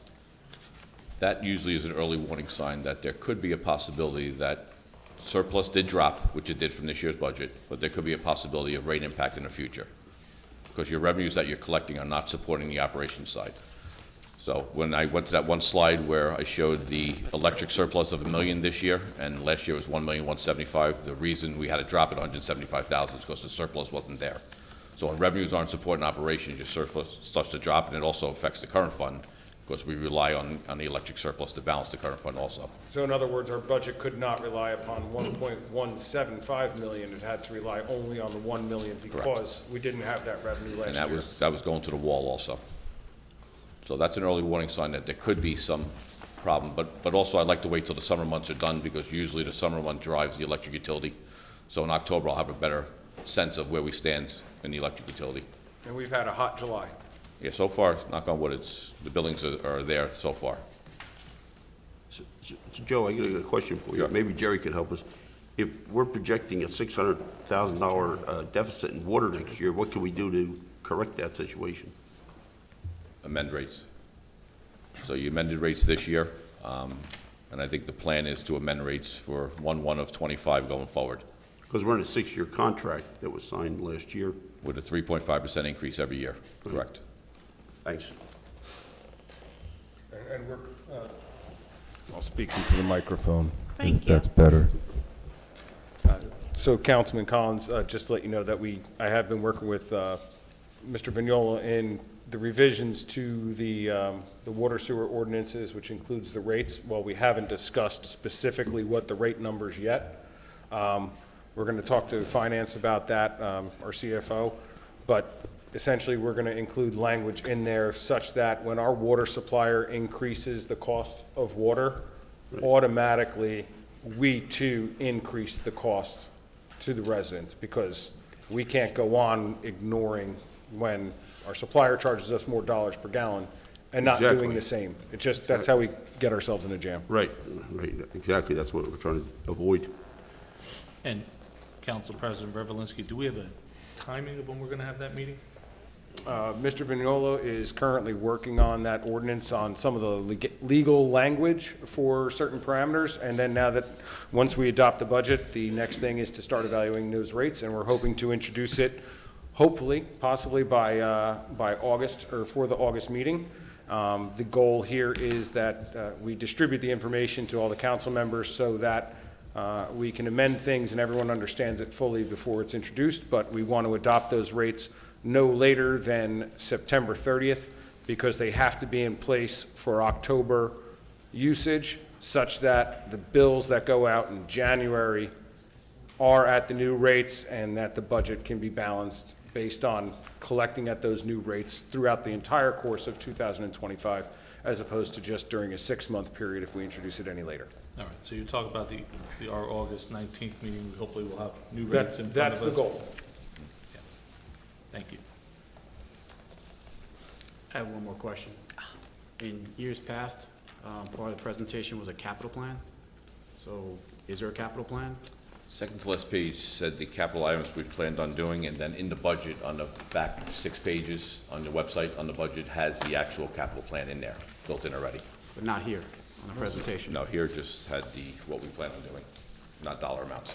So I'm not sure what was briefed previously, obviously, Councilman, but this is basically what was used last year, and there was no capital numbers on the budget presentation. No, I know, but there's I want to say, for want of a better word, an Excel sheet, a file that basically had it broken out, like for 3 years. All right, so that's on the budget document itself. Okay. So if you go on the website, you'll see in the back section, you'll see Okay. all the budget stuff on general capital and water and electric. Sounds good. So what we'll do is that, we'll make a note so that when we actually adopt tonight, we'll send everybody a hard copy, so you can have it home, which will look just like the one on the web.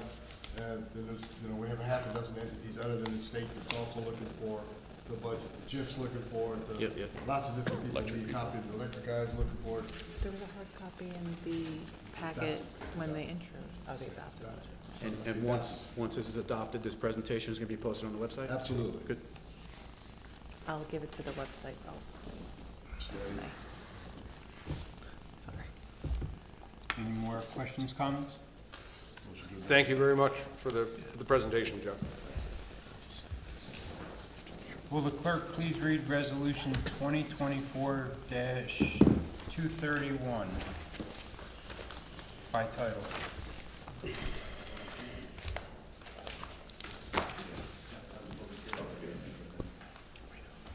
Public hearing.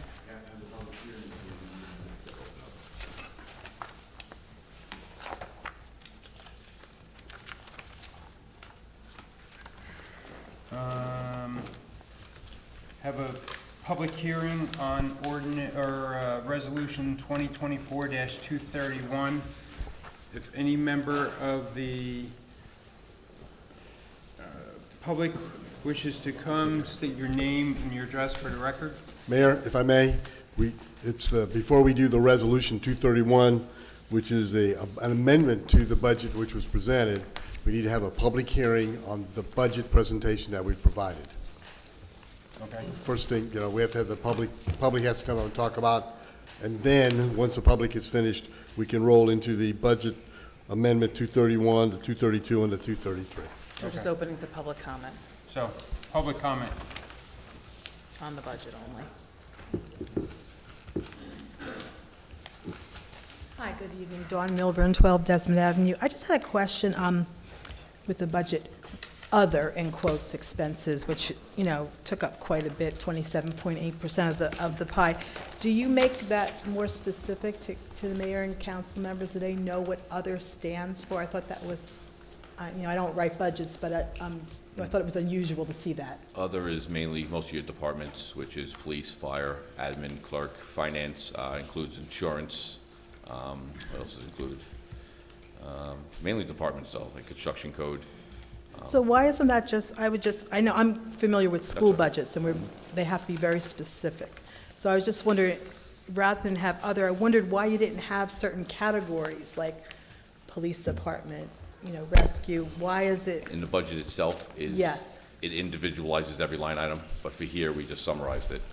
So, Okay. I mean, Do you ever make that public to us? It's on the website. It's on the website. Oh, it's on the Yes. website. Thank you. Yeah, You're so welcome. the short answer is, if we took that 27.8% other Yes. and actually put the little pie charts, the pieces of it, you Yes. would not be able to read the chart at all.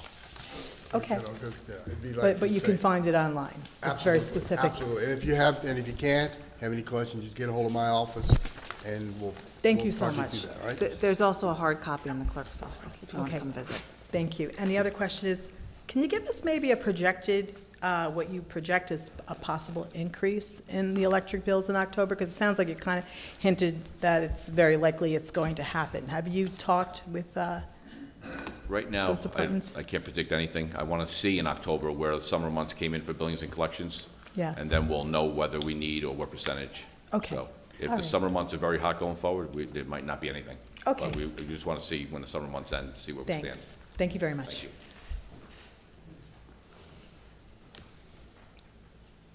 Okay. I will close the public comment portion of the meeting. So this is just for the budget presentation itself, correct?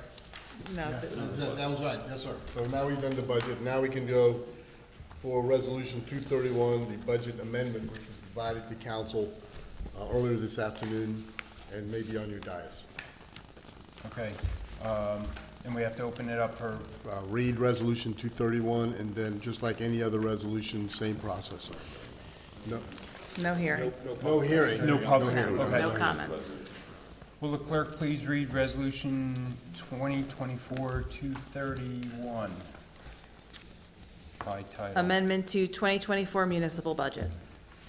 What's the pleasure of council? Move that this resolution be adopted? Second. Motion made by Council President Revelinsky, second by Councilman Collins. Is there any discussion? Yes. What's the amendment? Like, I'm looking at it and it's like, looks like it's ticking in time. So during the state review, they came up, on the AFS, there is a trust other deficit and a reserve. Okay. That's been there for many years. Okay. For some reason, their comment was they wanted to secure that deficit this year. So what we did was cure the deficit, put it in the current fund budget, and then decrease the two line items that are in that amendment to offset it. By the amount of deficit. To cure that deficit, yeah. But it's been there for years, and the state never commented on it prior, and then for some reason this year, they said they want us to take care of it, so. Tonight, like today, they decided to do that. In their comments on the budget, when we sent this down. Thank you. You're welcome. You said that deficit has been there for years? Yeah, it's in the trust other reserve, it said miscellaneous reserves, it had a deficit, so it was there, and for some reason, they just chose this year to say we had to do it. I mean, Make sure it's we would fulfilled. love them to just verbally tell us, and when next year we would put it in, but they wanted to cure it immediately, so. Sure. No other comments? Will the clerk please call the roll? Council President Revelinsky. Aye. Councilman Collins. Aye. Councilman Manco. Aye. Councilman Poznanski. Aye. Councilman Potter. Aye. Councilman Zambrana. Aye.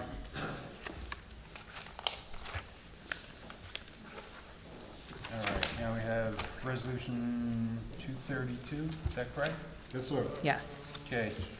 Will the clerk please read resolution 2024-232 by title? Authorizing the reading of calendar year 2024 budget by title only. Public, Nope. nope. Just a motion and a second. Okay, may I have a motion and a second, please? So moved. Second?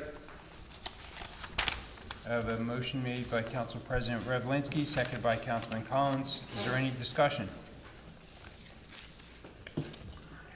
No? Okay, will the clerk please call the roll? Council President Revelinsky. Aye. Councilman Collins. Aye. Councilman Manco. Aye. Councilman Poznanski. Aye. Councilman Potter. Aye. Councilman Zambrana. Aye. Okay, I have reports. Nope. Adopt 2024-233. Budget. 233. We'd like to make a resolution. Clerk, please read resolution 2024-233, 233 by title. 2024 municipal budget adoption. What's the pleasure, council? I move that this resolution be adopted. Second? I have a motion made by Council President Revelinsky, seconded by Councilman Collins. Is there any discussion? Seeing none, will the clerk please call the roll? Council President Revelinsky. Aye. Councilman Collins. Aye. Councilman Manco. Aye. Councilman Poznanski. Aye. Councilman Potter. Aye. Councilman Zambrana. No. All right. Mayor, I'd like to, if the council has no further questions, I'd like to get Joe out of here before the second part, before the fun starts. Yes, I would like to thank Mr. Zanga and Mr. Stankiewicz for coming tonight.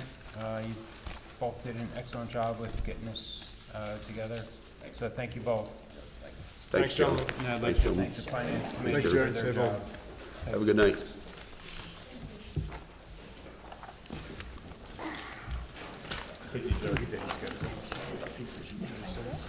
I'd like to add any questions regarding the budget brought up there and be directed in writing. All right, reports from elected officials. Council President Revelinsky. Other than the budget introduction, no news is really good news at this point. We did receive an email regarding some potential rate increases for electric next year, which was quite unsettling. That came in this afternoon. It came across around 12:30, so I think we still need to digest it a little bit. But essentially, the move from fossil fuels and towards renewable energy, that the power company PJM that provides the power that we purchase, as well as 9 other municipalities, I believe it's 9, is resulting in an increase in transmission costs for electric. The numbers that they gave for Milltown were $1,119,000. If you divide that by about 3,000 meters in town over 12 months, it comes to about $31.82 per month. So that's a hard pill to swallow. But we do, the mayor and I had met with a gentleman who, they do a battery backup system. And again, because these are based on transmission and demand, a battery backup system can assist by taking off your peak. South River currently has one employed, and they are seeing a net benefit, and I don't want to speak out of line, but well into the hundreds of thousands of dollars as a result of this. In fact, they raised their water rates 10%, and at the same time, they were able to lower their electric rates as a result. South River is in the same purchasing group as Milltown for electricity, so it's, we're looking forward to having that presentation so that the rest of the council can learn more about this opportunity for us, and hopefully we can jump on the same bandwagon and start saving some money in electric and possibly offset these increases. There was a Ford Avenue meeting earlier this month. Not too much happened. Basically, delay in the trial.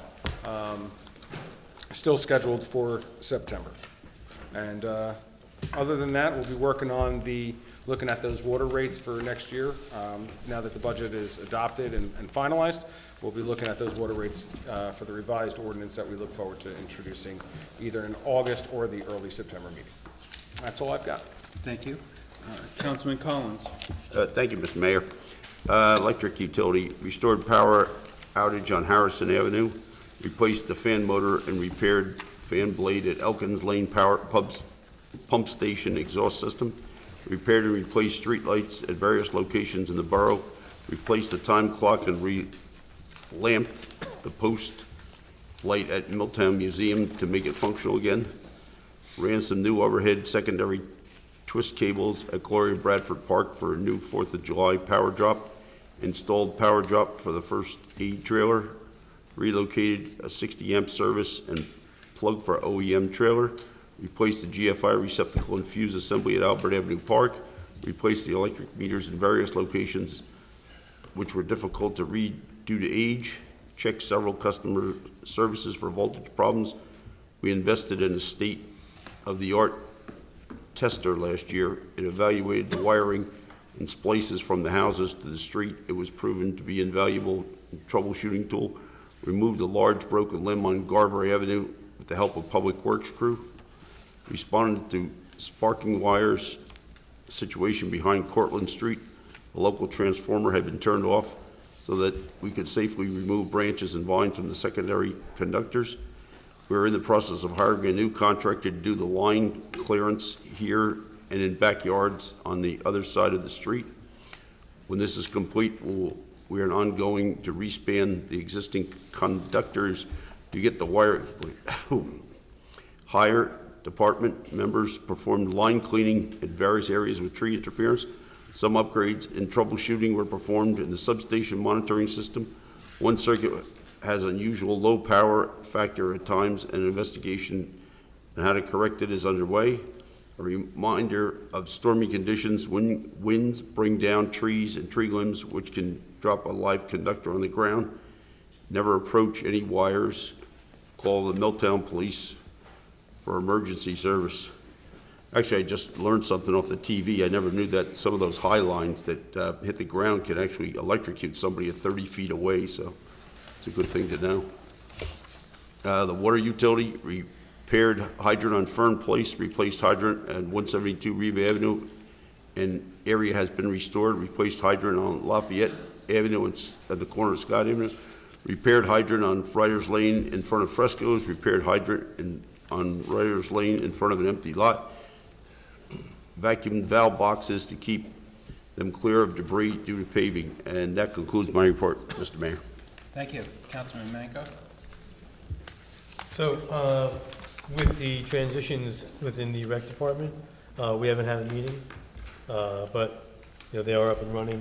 I know the swim program, they have their little, it's the newest thing that they started this year during the summer at the pool, where they were having, not exactly competitive races, but that seemed to get a lot of attention and a lot of excitement, and a lot of people participated in it. So that's what's been going on. Dorian with the green team is always moving forward, and her work on the senior center is expected to start, I believe, August 8th was the date I heard, but I'd rather confirm that. Beyond that, with the library, there are some events going on there. There is crocheting with Sam G on Saturday, August 3rd at 11 a.m. Adult yoga with Marcy on Monday, August 5th and 19th at 9:15 a.m. Registration is required for that. Curious about AI, there is a learning seminar to join on Tuesday, August 6th at 11 a.m. for a presentation from the AARP. Registration required, and refreshments are served for that. Jungle Dave's Magic Show will be appearing on Saturday, August 10th at 11 a.m., and that will conclude the summer reading program. The summer reading program was a very big success. Grand prize winners will be announced after the program. Registration is required. Make It Monday, we'll be featuring making keychains for grades 4 through 8 on Monday, August 12th at 6:30 p.m. Registration is also required for that. Drop-in craft on Wednesday, August 14th at 11 a.m. And almost time to get excited about a new school year, depending who you are. Parents especially get excited. But for now, forget about the pencils and even the book, and join us for a back-to-school bingo on Monday, August 19th at 6:30 p.m. During the month of August, the library will have an art exhibit. Artwork will be on display as created by Spectrum for Living. On Friday, August 16th, there will be a meet and greet from 10 to 12 p.m. From some of the artists. Most Thursdays, Miss Sam has story time, Babes and Tots at 10:30 a.m., and all ages at 11:30. Please call the library for details. They also have a schedule up on their website. And please use the library. It's a great resource and underutilized in the electronic age. Please note that there is no library board meeting in August. Thank you. Thank you. Councilman Poznanski. I'm going to start with the DPW. Main Street, if you've noticed, it's almost finished, and hopefully tomorrow, weather permitting. It also brings up another issue. I had a resident complaining about the crosswalk, so I've gone out with Ralph Jesnowski. We found 12 crosswalks that need to be repaired. I've talked to him about if we can do that, to possibly split that so it doesn't burden this year. His suggestion is to get it done all at once if we get the right numbers. He's supposed to get back to me because the outfit that would be doing the work that he's spoken with, they're supposed to get back to him by the end of this week, and then I'd know. Highland Drive also should be started hopefully before the end of the summer. We can go further into the fall, but hopefully not. Okay. As far as the DPW, the old DPW in the building, if Councilman Revelinsky would like to speak on it, he's spoken to me about it. He's going to take the lead on that, if you'd like to talk about that. Sure. We did talk to our qualified purchasing agent, or QPA. It allows us to make purchases without having to go out to bid for, I think, up to about $44,500, give or take a few cents. We did receive one quote for demolishing the old building, and we received another quote, so we just want to make sure that before we execute any contracts or move forward with it, number one, we have the funds available. Our CFO had looked at some antiquated ordinances, bond ordinances, to see if those were funded, if the money is essentially sitting around. It would be a capital improvement, so it does fall outside of our spending cap within the budget, but long story short, if the money's there, and right now we're looking around less than that $44,000, we're hoping that we can take down that old structure and then really start making a little bit more headway towards developing a waterfront park in that area. Thank you. Also, I'm going to go into the senior center. It's they have let's see here, bus trips. Wednesday, August 7th, you have a bus trip to Delicious Orchards. The bus will leave at 11 a.m. Thursday, August 8th, they have a bus trip to Boscos. The bus will leave at 9:30 a.m. Tuesday, August 13th, bus trip to Shrimp Box in Point Pleasant. The bus will leave at 10:45. Wednesday, August 21st, there's a bus trip to Ollie's and Aldi's in Sayreville. The bus will leave at 10 a.m. Thursday, August 22nd, there's a bus trip to the Amish Market. The bus will leave at 9:30. And the VNA nurse will be here on August 20th from 12 to 3. Please sign up on the bulletin board if you would like to meet with her. And for historic preservation, I'll ask if Councilman Zambrano would like to speak about that. If you don't have to, but I'm just asking if you'd like to. I don't really have anything to add. Okay. Yeah, I don't really have anything to add, I'm sorry. Okay. That concludes my report, Mr. Mayor. Thank you. Councilman Potter. Thank you, Mr. Mayor. Public safety, on behalf of the Milltown Police Department, backed by popular demand, the Milltown PBA 338 presents National Night Out on Tuesday, August 6th, that's next Tuesday, in the American Legion parking lot from 6 to 9 p.m. This is a free event with food, games, and entertainment, and a great way to meet our first responders. Regarding solicitor permits, as of July 11th, there have been no individuals who have been issued solicitor permits by the Borough of Milltown through the police department. It is important to note that companies cannot obtain solicitor permits, only individuals. Each solicitor must pay a fee and go through a criminal background check to obtain a borough-issued solicitor permit. When in doubt, please call the police. Do not be a victim of a scam. Regarding crossing guards, the Milltown Police Department needs school crossing guards for the 2024-2025 school year. The position is a part-time position with very flexible hours. If interested, apply now, as training will take place in the summer, so our new crossing guards can be ready for the September start of the school year. If interested, applications can be found on the borough website. For more information about the position, please contact Lieutenant DiLorenzo at cdilorenzo@milltownpd.org. From the Milltown Fire Department. The Milltown Fire Department would like to thank the 4th of July Committee for putting a fun and safe holiday together on July 4th. The Milltown Fire Department will be doing a live demonstration at National Night Out on August 6th. On Saturday, August 10th, the Milltown Fire Department will be hosting its annual cornhole tournament at the American Legion. If interested, please go to the Milltown Fire Department's Facebook page for more information.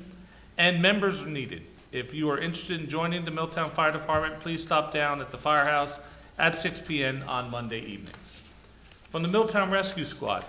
The Milltown Rescue Squad will also be doing a live demonstration during National Night Out on August 6th. Please remember to check on friends and neighbors during heat waves. Be alert for signs of heat exhaustion and heat stroke. You can learn more by visiting the CDC website at cdc.gov/extreme heat. If anyone has any billing questions, please call our billing company, Cornerstone, at 877-214-6018. You can also access their website on the Rescue Squad's website at www.milltownrescuesquad.org. Please do not contact the Milltown Police Department with any billing or recruitment questions. And finally, regarding recruitment, anyone who's interested in joining the Milltown Rescue Squad or becoming an EMT should contact the Milltown Rescue Squad via their email at recruitment@milltownrescuesquad.org to learn more. They'd be happy to answer any questions. And Mr. Mayor, that concludes my report. Thank you. Councilman Zambrana? Thank you, Mr. Mayor. Our Environmental Commission met late last week and spent quite a lot of effort on going over the tree ordinance ordinance that we adopted tonight. That's why I voted no, because they did have a concern that the new tree ordinance that the DEP is pushing or pushed to have adopted has less teeth in it than the one that was in place. So that's why I said no to that ordinance. Board of Health did not have a meeting in July due to lack of a quorum. Next meeting is in September, to be on September 24th.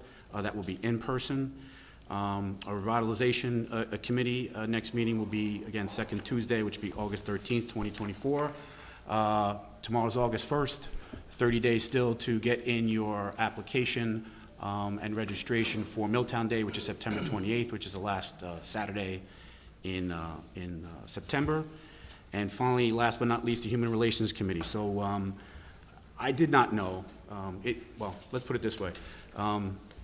During this entire flag policy conversation that we've been having over the last several weeks, I just happened to, as I do on the weekends, I read the New York Times, and I came across this woman's obituary from Texas. And it turns out that this woman passed away on the 19th, and her name was Sheila Jackson Lee. And she was a champion, and she was the main sponsor of making sure that Juneteenth was made a holiday at a federal level, and then could make its way down to the state level.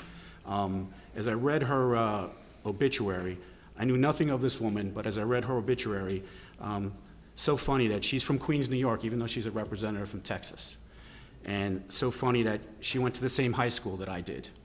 Again, you never know, Queens, New York, Texas, and the things that you can accomplish if you put your mind to it.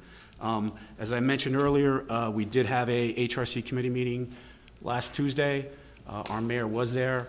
Our mayor did bring up a couple of options that we could follow. We were all under the impression that the dialogue will continue. We were surprised that this ordinance was introduced tonight. Hopefully, we can continue the conversation before the next meeting to see if we can have some amendments, further conversation as we collaborate on a flag policy that fits everyone. Thank you. That concludes my report. Before we move on, sir, I did miss something that was in my packet. I'm used to getting it in an email. The rec department did give me an update.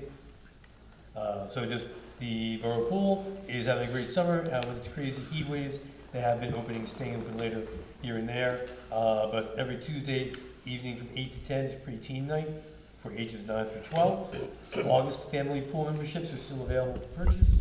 There's a community pass to purchase your membership if you want to be in August. They are happy to announce that they filled every spot for the Milltown Splash Squad, and the kids are having a lot of fun. That is the little racing part. Their first mini meet was on the 21st and was a huge success. The next one is on Sunday, August 4th. The Albert Ave Summer Camp began on Monday, July 1st, and that is kids making memories with friends and having a great time. They often go to the pool. A lot of good days for them. The children in the Fresh Theater Arts Program will be put on an adorable show on June 29th. The parents love seeing their kids and babies on stage and are looking forward to starting up again in the fall. The Adult Co-ed Softball League was a great success. The championship game took place on July 15th, and there are already talks about a fall league. Summer tennis classes began on July 9th and will conclude on August 20th. Beach volleyball began on June 25th at the Borough Pool and will conclude also on August 20th. And summer yoga classes filled within days of opening registration. Classes begin on July 8th and run through till August 28th. And there is some consideration for that again in the fall. Be sure to visit the Recreation webpage. I could tell you all the letters, but that probably won't be good. So you can look them up. And if you want to register, the Borough of Milltown, CapturePoint.com, and also Borough Pass, or Town Pass, will help you with all of that. Community pass. Thank you. Thank you. Okay, Borough Professionals, Mr. Peter Vignolo. Just as Council President Revelinsky indicated, I've been working with him on a ordinance amendment regarding the water utility and a number of sections regarding that. Ultimately, I believe there's also going to be a rate amendment that'll be plugged into that. And I'm also, Council President Revelinsky had raised a vacant property ordinance that he wished to see implemented. I've been working with him on that as well. And then finally, Mr. Mayor, I know you were looking for an update on the status of the borough acquisition of the property adjacent to the train trestle. I have reached out to the property owner. We had done a title search and there were some issues involved when that came back, and I have not heard back from him, so I need to follow up with him again. Okay, thank you. Mr. McClellan? Mr. Mayor, one item tonight, just to report on progress. We attended a meeting of the Utilities Committee after your last council meeting, discussed lead service line identification replacement plan. We worked with, since that meeting, your borough administrator, your supervisor of utilities, your licensed water superintendent and operator to prepare and submit the plan, which was submitted today in time for the requirements of DEP. We thank all for the guidelines and assistance. I will note that this lead service line replacement issue will require the borough's attention in the future. I think we met the deadline here today, but it's going to be something that will be on the discussion for your water utility as time goes on. That's all we have. Thank you. May I ask a question before we move on? I did see that come across. I didn't get a chance to read it this afternoon. There was quite a few that came through. Did it include our assessment of the lead services or services based upon installation of new meters? And that was going to be our inventory or our approach to inventory? Absolutely, and that was an allowable way of proceeding per the DEP. It's on the form, and we'll check that. Okay. Yep, just as we talked at the meeting. Great. Okay. And then I had also reached out last week in regard, or maybe a week prior, about progress with going out to bid for the improvements to Albert Avenue Park. Right. Status is we're waiting for NJDOT to approve and issue what's called an authorization to advertise. We have it from the mayor and council, but not from them. Since they're funding the project, we're waiting there. Okay. Any thoughts on when that might be? Hopefully in the next week or so. Excellent. And once that's done, we already have officers to go right to the day after that. Perfect. Thank you. Thank you. Hey, Mr. McClellan, I have a question related to DPW that Councilman Poznanski brought up, but then Councilman Revelinsky also made mention of, about the structure that's there now. Does it make sense to take down a structure like that without first reaching out to, like, the DEP to see what may go there?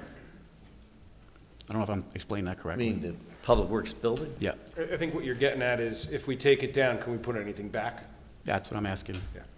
Mr. Yeah, McClellan. it potentially would be something that the DEP would make a call on. I can tell you that their positions lately have been very difficult. I would be concerned about taking the building down prior to deciding and constructing or getting approval to build something else. But that building is in what's called, not necessarily the floodplain, it's in what's called the floodway. It's probably the worst condition you can have. It's existed since, I think, probably below the 50s, even before my time. So I would say that I would be very careful taking it down before you decide what you want to put up there. It's almost like it occupies a space in the floodway. Right. And when you take it down, they will generally take that as a credit and not necessarily give you something back for it. So I'd be careful that way. But if it's the, to be clear, what we were talking about was removing the superstructure, so not the slab. In other words, to maintain that area as a designation that should we, rehabilitate the concrete slab, we'd still have that as a non-green location. That would That's just right. be the superstructure. That would work. If you decide to build another building in that area, that's where I think they'll prevent you or try to prevent you from doing that. So be careful with that. Which I would advise not to put anything else there. We spent quite a bit of money moving the DPW building, moving our electric substation out of the floodway. So it would seem quite foolish for us to build something else there, a building in that location.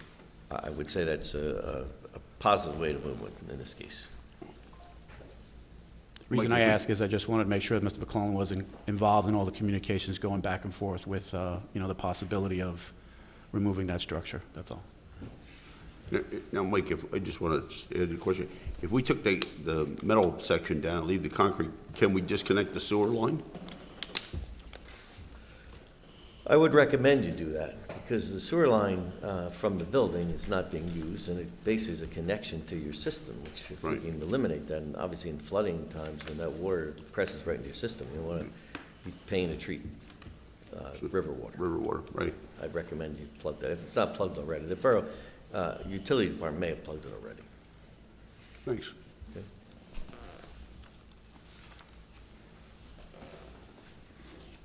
Seeing no other reports from borough staff. Business administrator? So I have nothing. Borough clerk?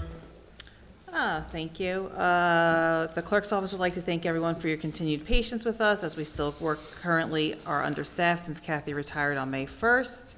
A reminder that we do offer free notary services. If possible, call ahead to make an appointment, but we do accommodate people as they come in. Summer hours are still in effect in the borough until the end of August. Borough Hall's open Monday through Thursday, 8 to 4:30, and 8 to 12 on Fridays. Poll workers are contacted this week to work the general election, which is Tuesday, November 5th. We're always accepting applications from anyone who is interested in being a poll worker. You will get paid training. You can work as a poll worker in any town within the county you reside in, so anyone from Milltown, you can register to be a poll worker, and if I don't have space for you, you can work anywhere within Middlesex County. You can go to the borough's website on the clerk's page under elections and complete an application and either email it to me, morlando@milltownborough.com, or stop by the clerk's office to say hello and drop it off in person. Some other important dates to know regarding the general election. General election is Tuesday, November 5th.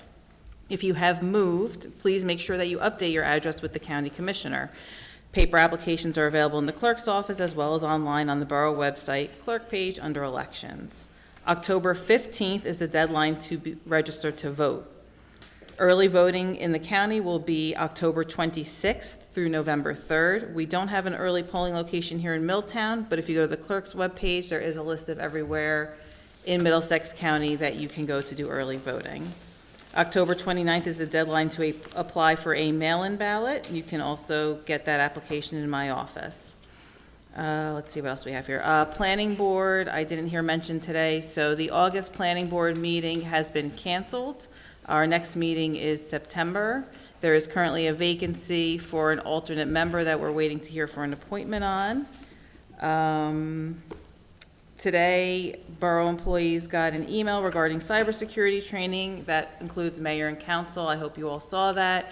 As part of our new GIF, we have a cybersecurity training requirement. It is not spam that came to you. Please make sure you go in, do the training. We have to have all of our employees complete with that by the end of September.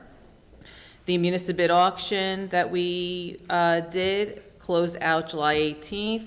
Chief Johnson got everything up there for me, and it was quite successful. This week we're contacting everybody to come and pick up what they successfully bid on. So I've been working through that, signing the titles, and getting in contact with everybody. I just want to do a reminder for everybody in town, food trucks do need to be licensed. If you're having a party at your own house, that's not much of our concern, but if you're having an event where you're inviting the public to come, you do need to have your food vendors come in and apply for a food license. There is a fee. They have to submit their menu. They have to submit health inspection. I know some people have been a little upset about it, but it's in our ordinance. It's what we have to do. The application is on the clerk's website. You can always call and email as well, and I can walk anybody through it. But if you are having an event that is open to the public, your food truck vendor does need to come to the office and apply for a permit. And I believe that concludes my report. Thank you. Old business. Does any member of council have any old business to bring before council? I've got two. I'm excited. Number one, the four-way stop. I had the pleasure of talking to some people recently. The four-way stop is installed. The signs over at Clay Street and Oaks Avenue. I believe the police have been somewhat lenient with residents who have failed to notice it. So if they stop you and remind you, please understand the fact that they could give you a ticket, and maybe they're giving you a little bit of grace because for 30 years you've been driving right through there and never noticed a stop sign, or because there wasn't one. But they will be enforcing that pretty strictly moving forward. So just be aware that it is there. And secondly, the architect, we had some issues, communication issues, making sure that emails were received, confirmed received purchase orders, et cetera, but the architects did start doing their analysis over at the Schwendeman property today. So that's good news. Great. So, yes, I got some old business. Monica, by the way, how much money did we make on that? You have an idea? I can give you the number shortly. Like 30 grand, right? 30 grand. 29,000, I think it was about, 27,000? yeah, about 29. And then we still have two more vehicles to obtain titles for and get out of there. And then hopefully the old DPW yard can undergo some further cleanup instead of being an eyesore. Right. I have a question. Kathy Beardsley's seat. If you're not going to replace her, you have to change, is it an ordinance? Because you can't eliminate a position, a statutory position. So she's eliminated because, or the seat is eliminated because she's been gone for months. So if there's no plan to replace her, I'd really like to know why. I think you can keep it. If I may, open so line. we have a plan to replace her, but she was not placed in this year's budget. It's a simple matter of math, Councilman. We've had considerable back and forth for the last 6 months, if I may. But at the end of the day, it became a matter of math. I'm hopeful that it'll be in the budget that we come up with either at the end of the year, or there's some slack in the budget, definitely in the spring. But, you know, we're constrained in Milltown and the state of New Jersey by the budget cap, and that budget cap is 2%. And when the dust settled at the end of the day, it didn't happen. Okay. I have another question. It's exit interviews. We have no policy. I know that, I guess the standard is that it would be council president, the mayor, and the labor attorney that would sit in on that. On what, sir? Excuse me? Sit on what? For exit interviews. Correct. We had that conversation previously on the exit interview Well, process. is that a policy, an official policy? No, sir, we don't have anything official. Maybe it's not. Normally, the exit interview is done by the BA, but the Personnel Committee decided that they wanted to do it themselves. We had that issue in February. The individual left in February declined the opportunity. Well, shouldn't council decide? Regarding what, sir? You have a Personnel Committee, so the Personnel Committee, established by Rules and Council, established that at the Personnel Committee. It was their desire that they set to do that. That has to be approved or not approved by the council. That's between the 7 of you. I would say, Councilman Poznanski, it wasn't intentionally as a dropped issue. I think just we've been dealing with some other issues that came up that were more pressing, developing the budget, getting those other things taken forward. But I think I thank you for bringing it up. It's something that developing that policy does need to be resurrected. Well, I'm not blaming anyone. I'm just saying it's been a while, and I thought maybe it should be brought up. No, good point. I still got some old business. Russ, did you ever order the new computer? What's that? Not ordered anything yet. Oh, okay. And whatever happened to, we renamed the street Paul Coeur Lane. Whatever happened to that? Did anybody ever go through and order the sign, or? Yeah. I'll check with Okay. DPW. Thanks, Monica. That's all I got in old business. The cameras that were discussed earlier this year. Can you talk into the microphone, Oh, I'm sorry. please? Yes, the cameras that were discussed earlier this year for different spots in the town, has a PO been issued for that? Is that still in flux? Is any of that? No, we've been holding off until we had the budget approval. Okay. Okay, I'd like to close old business. Does any member of council have any new business they'd like to bring before council? Yes, Mr. Mayor. I'd just like to remind everybody that August 10th, the taxes are due. And I took the accounting course online the other day, and they had a very interesting idea on there that, I don't know, maybe Fred, you know about internet payments? Because a lot of young people pay their bills online, and we could probably save some labor that way. Has anybody looked into that? But paying your taxes online? Yeah, your taxes, your water, your electric. Yes, sir, we do that right now. What's that? People do that right now, from what I Oh, understand. they do it right now? They can do it online? But you have to pay a fee. A lot of How much? times, if you use your credit card, it has to be paid by a fee. Oh, you can pay with credit card? ACH, something like that, at the tax office. We just don't collect at the window with your tax. But you can pay online right now. Okay. I mean, a lot of people pay online, but, Yeah, that's what I was- we've batted around since we've been here about, collecting, and I would recommend not putting credit card machines in the window, because we'd have to eat the fee, or charge people for it. But online, it's normally ACH do that. Oh, so you can pay it online with a That's credit what I card? think so. My neighbor wanted to know if he could get the points. Get points on his credit card? Yeah. That's Well, what he told me. I mean, he talked to everybody. It's not a bad idea. So I will tell you that you are absolutely correct. So when the guy who sat next to me, Joe Zhang, and I did the budget in South River, we were paying $70,000 a year. The borough was paying 70 grand a year, which is 2 tax points to credit card fees. So we got rid of doing that because people would come in, like Council President Revelinsky, come in here and rip that MasterCard across there, get 10,000 points. So It's he'd a go to United Disney Visa. World, right? Go to Disney World at 3 for 1 or whatever he was doing, okay? Meanwhile, we ate the fee, so we got rid of that. I went through a long process to try to find out how to do that. The problem is 4 or 5 credit card companies out there, they all charge a different fee. The state requires that we charge the fee that we charge. So if you use a Diners Club card or American Express card, whatever they charge us, I have to charge you, which is a pain. So we just said the easy solution is we just don't take credit cards. Right. Now online, okay, that pops up. You get a convenience fee, you decide if you want to do it. Like you go to the DMV, you go to the state of New Jersey, pops up. There's a $2 convenience fee. Do you want to pay it, yes or no? It's way too much aggravation for Milltown. But we do charge a $1.95 convenience fee, right? Correct, I think so. Yeah, because that's how I pay my water and my sewer and my electric that way. Because that pays the charge card that you use, right? So you don't have to do the math. Is the $1.95 worth the points that you're getting? You have to get that calculator out and say, let's see, I made $2, paid them $1.95, I made a nickel, I thought. You're gonna need 3 times the points, by the way, in order for 3 that times. to work. About $1.95. But I've got some other ones, if anyone wants to hear. I know I like hearing myself talk. New business. Go ahead, you can stop laughing, all right. I'm not disagreeing.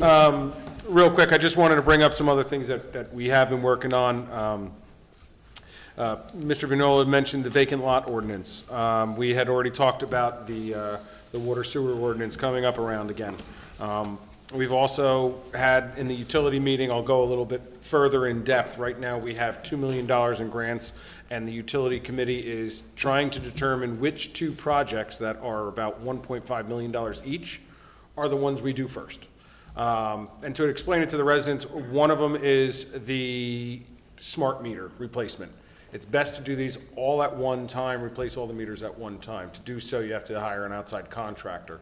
The total estimated cost for that is about $1.5 million. The problem is when you do a water meter, technically you should only bond or borrow or loan, take out a loan essentially is what the borough does when we buy bonds or sell bonds, for 10 years for water meters because of their useful life. That means that $1.5 million has to be paid off over 10 years. We also have a utility line that is collapsed underneath the New Jersey Turnpike. The cost for replacing that currently is estimated to be about $1.5 million. The benefit with a utility line is if you bond for that, you can spread that out over 20 years repayment. So if you think about it, 10 versus 20, right, payments are about half.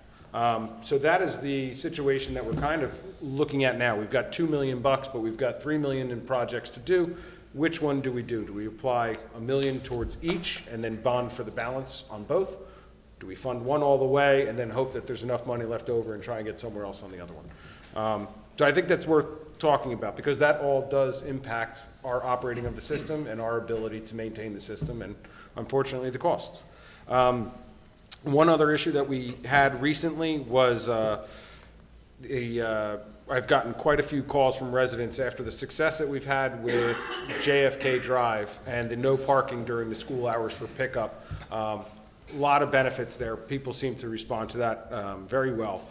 But we've also had other calls on Lincoln, Garver, Lakewood, Foch, Hague, where residents are parking so close to the intersection, and they are parking on both sides so close. So to make it extremely clear, the state law is 50 feet from a stop sign, whether there's a sign there or not saying no parking here to corner.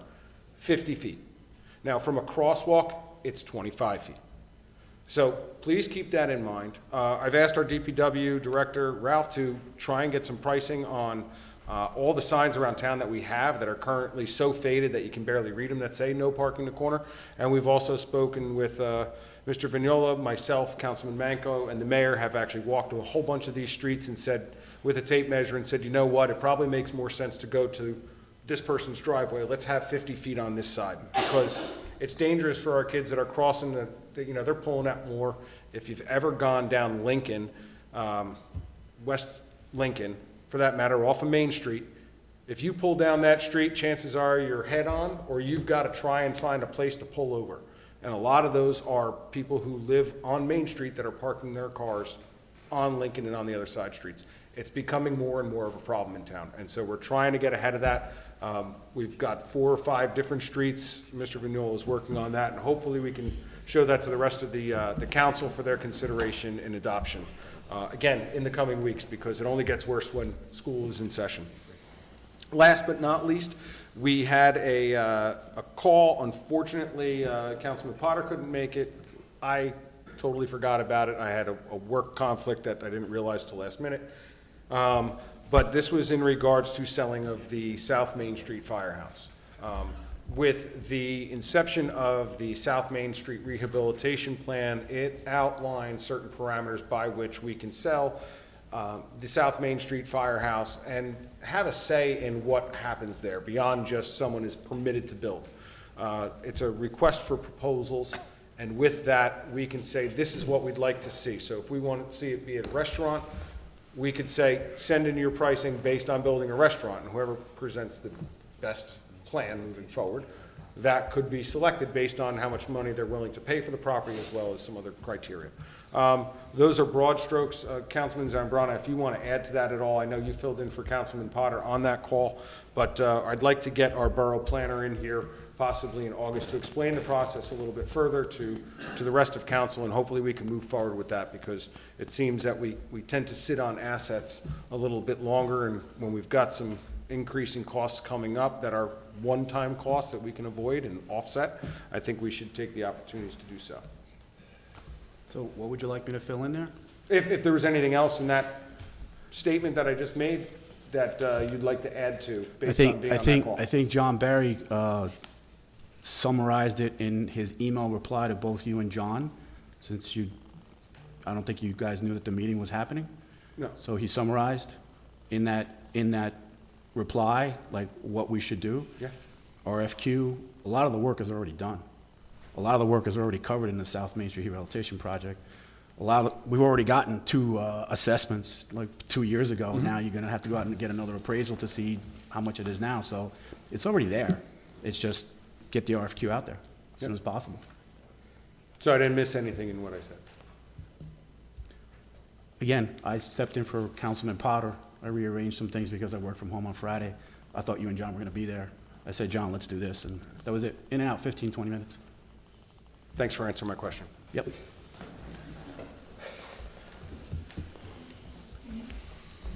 I only had one comment. When we walked the corners, I had a concern about our rescue squad and fire department vehicles, apparatuses getting around those corners. So that's why I wanted to walk and measure that, because there was a big concern about the vehicles getting around the corners there. God forbid there's an incident or something where a vehicle has to get down one of those streets. They're not getting around the corner and getting down those streets.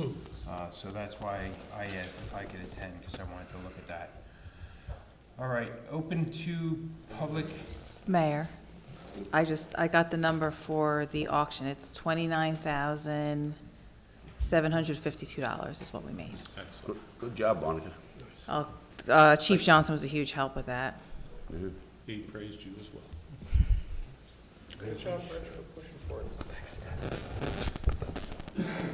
Is that it for new business? That's all I got. Okay. The public comment portion of our meeting is to allow the public to bring to the council's attention their concerns or comments. The council will respect the public's time by refraining from any comment until the speaker has finished. It should be further noted that the public comment portion of our meeting is not structured as a question and answer session. Please state your name and address for the record when you come to the podium.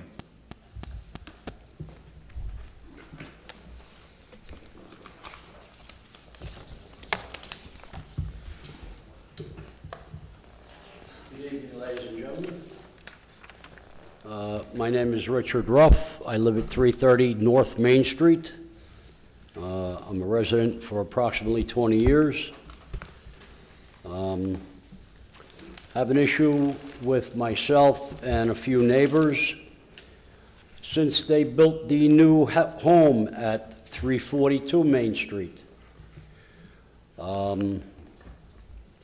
Every time we get a substantial rainfall, I have raging rapids running through my backyard, as does Miss Barbara Hill at 334 North Main, and as does Mark Briziola, who lives at 329 Clay. We all went to school, and we know water runs downhill and water finds its own level. This new home that was built took the place of a set of woods that was basically level. That home is now 6 feet above the former grade, which is the same as Mrs. Hill's driveway, to the point that it needs a retaining wall. I don't know who the homeowner is, I haven't met them. They obviously have water in their basement. But it all collects, it all runs through Mrs. Hill's yard, through my yard, into Mark's yard behind me, and I should charge admission and give out tubes. It's raging rapids.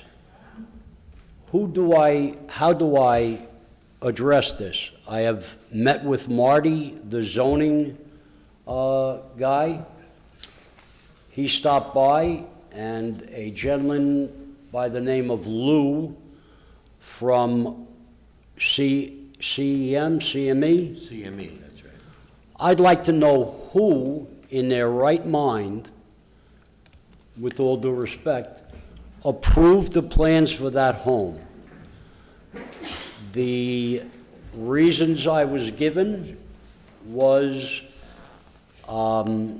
there's a high water table on that particular lot, so they allowed the architect, the engineer, to raise the building.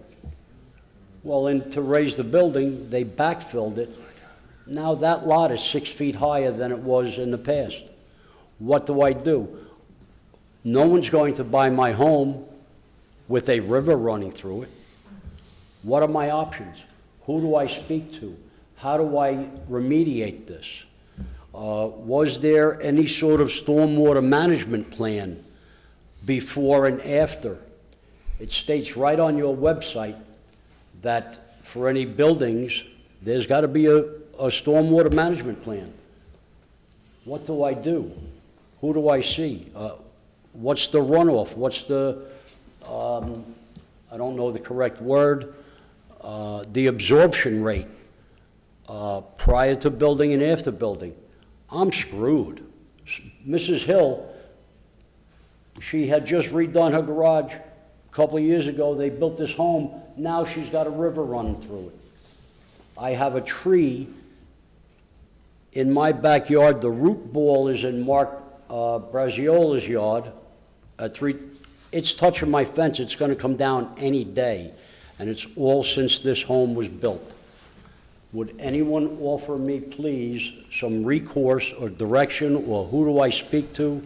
This tree is dangerous, and it's as a result of this home being built. I can show you before and after pictures.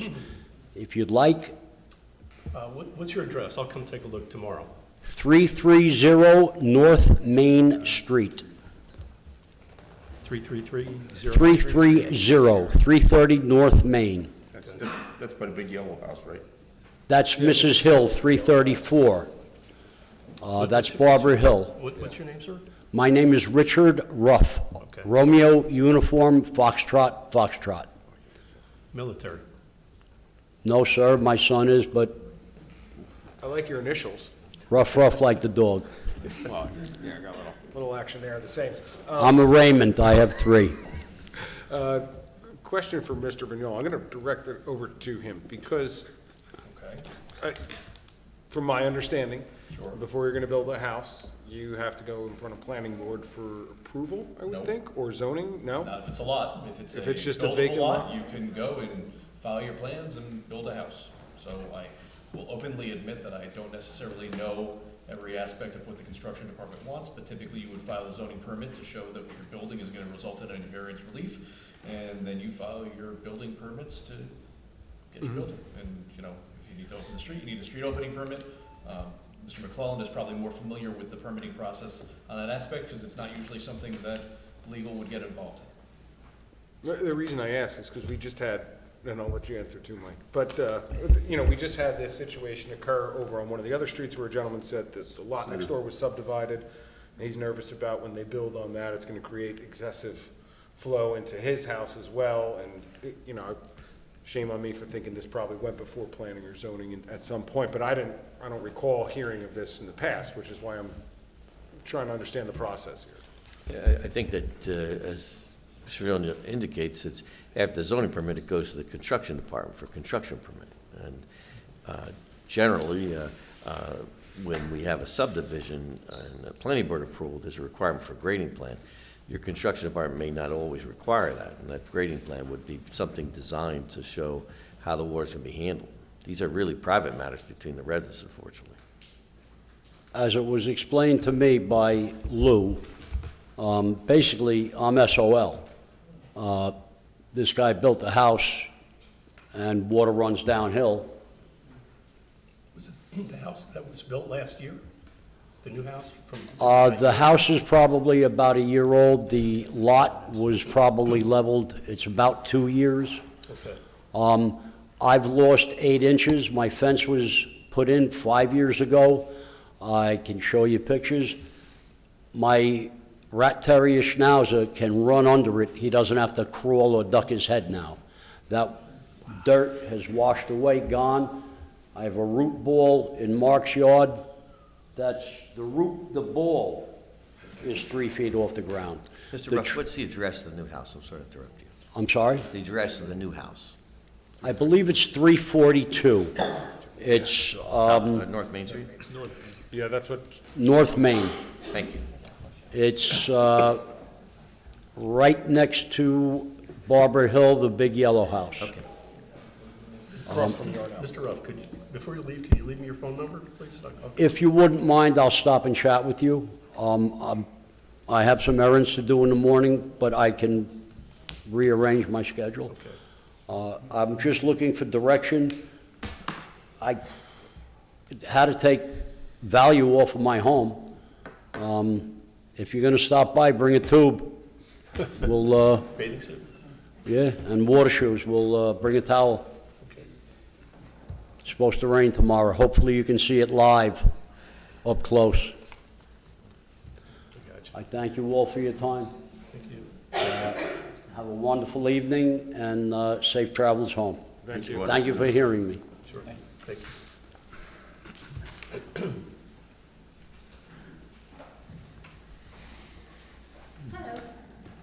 I'm Missy Grolick-Herman. I live at 49 Highland Drive. I'm not sure if this is a suggestion or a question, but to help offset the cost of the signs for no parking here at a corner, how about the police department starts issuing tickets for those cars that are doing that? And then this way it'll bring in some money. Great.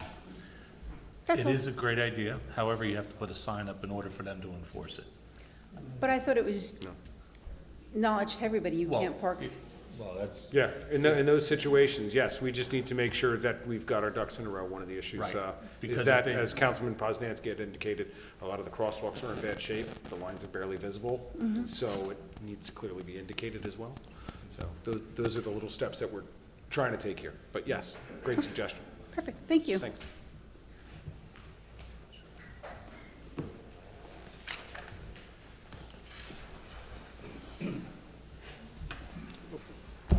Good to see you.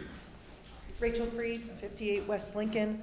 I just wanted to comment on the statement about the parking on both sides. Part of the issue that we face on West Lincoln is that people use that as a cut-through not to go down Coolthau.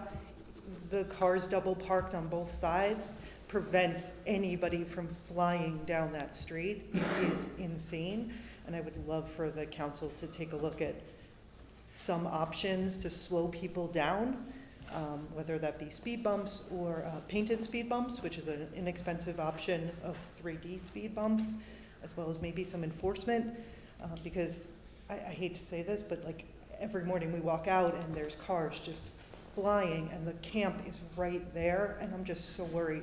We need a crosswalk, we need something.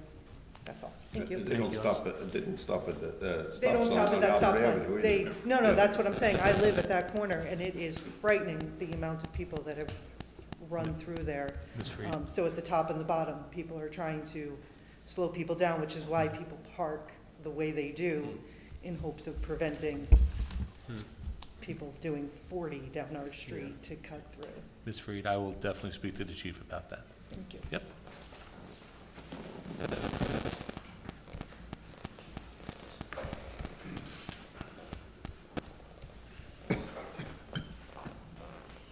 Dave Neeskens, 59 West Foch, Milltown, New Jersey. I was heartened by the council's vote, unanimous, to advance the Patane Ave resolution to the second reading. I just wanted to see if I could add a couple things. I don't know if I mentioned that it's the HRC's position that the street sign be preserved in the Milltown Museum. So if the council approved the second reading and the ordinance passed, we would want to preserve the history of Patane in its full context with the sign in the museum. And I don't know if I mentioned the idea of an 8th grade class, excuse me, or an Eagle Scout developing some placards that could provide a full accounting of Patane's life. On the issue of evaluating history critically, which I am very much in favor of, I would point out a couple of things. One, the French have made their decision. There's no street sign, no statue of Patane anywhere in France. He was a bigger hero after World War I in France than he ever was in the United States. Second, why doesn't Patane get a pass? I mean, after all, he was a servant of France for decades. He came at a time of crisis. He had the interests of France at heart. His motives were good. He wasn't the French were not for extermination, they were for exclusionary, as Mr. Poznanski said. Exclusionary. Think about what that means in early 1940 Europe. Exclusionary. The French police willingly arrest Jews in the occupied and the unoccupied areas. Keep that in mind. In fact, early on, more Jews are arrested in the unoccupied areas than the occupied areas. The roundup in July of 1942, almost 20,000 Jews arrested in occupied and unoccupied areas. 3,000 will die in French captivity. Patane's response, what does he do to stop this? What does he do to speak up? His concern is that the arrest of foreign Jews, that distinction will make it better received by the public. There was nothing that he did. The prestige of Vichy France rested on Patane. They would never have followed the other leaders if Patane was not with them. And so his inaction, his standing aside while this atrocity occurred, is something that I don't think he should get a pass on. Collaboration was a choice. The Germans do not want to occupy all of France. Hitler's got his sights set on the east. He wants the French to administer their country. They occupy the north, not the southern part of the country. So I would ask the council to study the issue. You want books? Come out to my trunk in the parking lot. I can give you a host of books, from Paxton to Curtis to Julian Jackson that Mr. Poznanski cited.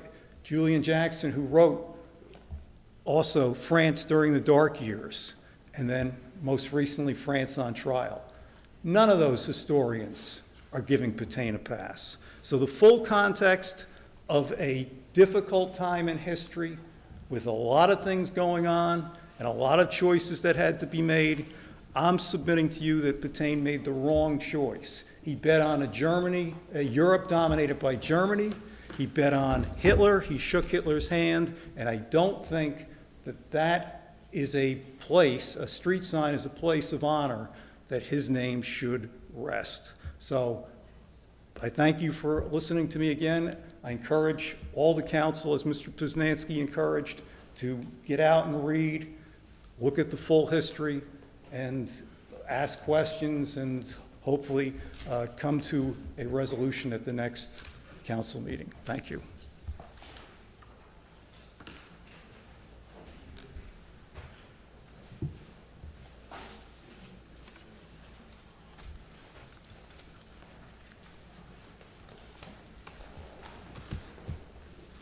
Good evening, Randy Ruth, 88 Clay Street. Usually have something prepared, but I kind of just scrambled over here. But one of the more important things I want to mention is about the new tree ordinance. I'm wondering if anybody on the council had received the DEP FAQ about that ordinance that needed to be adopted? Okay. Well, it was brought up at a planning board meeting that Councilman Revelinsky and Mayor Murray were not in attendance of, so I don't know if you heard any of those comments. Were any of those comments from the planning board communicated to council? A memo from the planning board secretary was sent to the attorney with the concerns, but at the end of the day, this was a DEP mandated boilerplate ordinance. Right. And that's exactly my point, is that the ordinance is actually not necessarily required. Okay? What you can do is work with a liaison at the DEP to address and see if your current ordinance is satisfactory or if it can be tweaked. And the concern that I had at the planning board was that the language, we'll break it down to be something this simple. The current the old ordinance was much more detailed and longer than the one that was just adopted tonight. Had more teeth. Yeah. And I feel like there could be some things that were lost. And, you know, it's a little disappointing that it was I feel like it was pushed through as opposed to maybe reevaluated and would have had more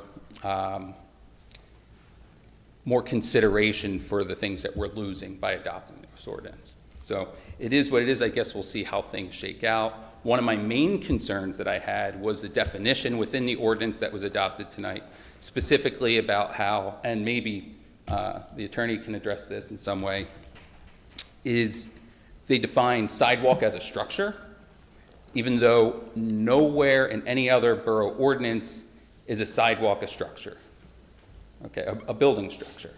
So it seems like there could be in fact, we explicitly call a sidewalk and a structure, you know, things that people live in or you construct.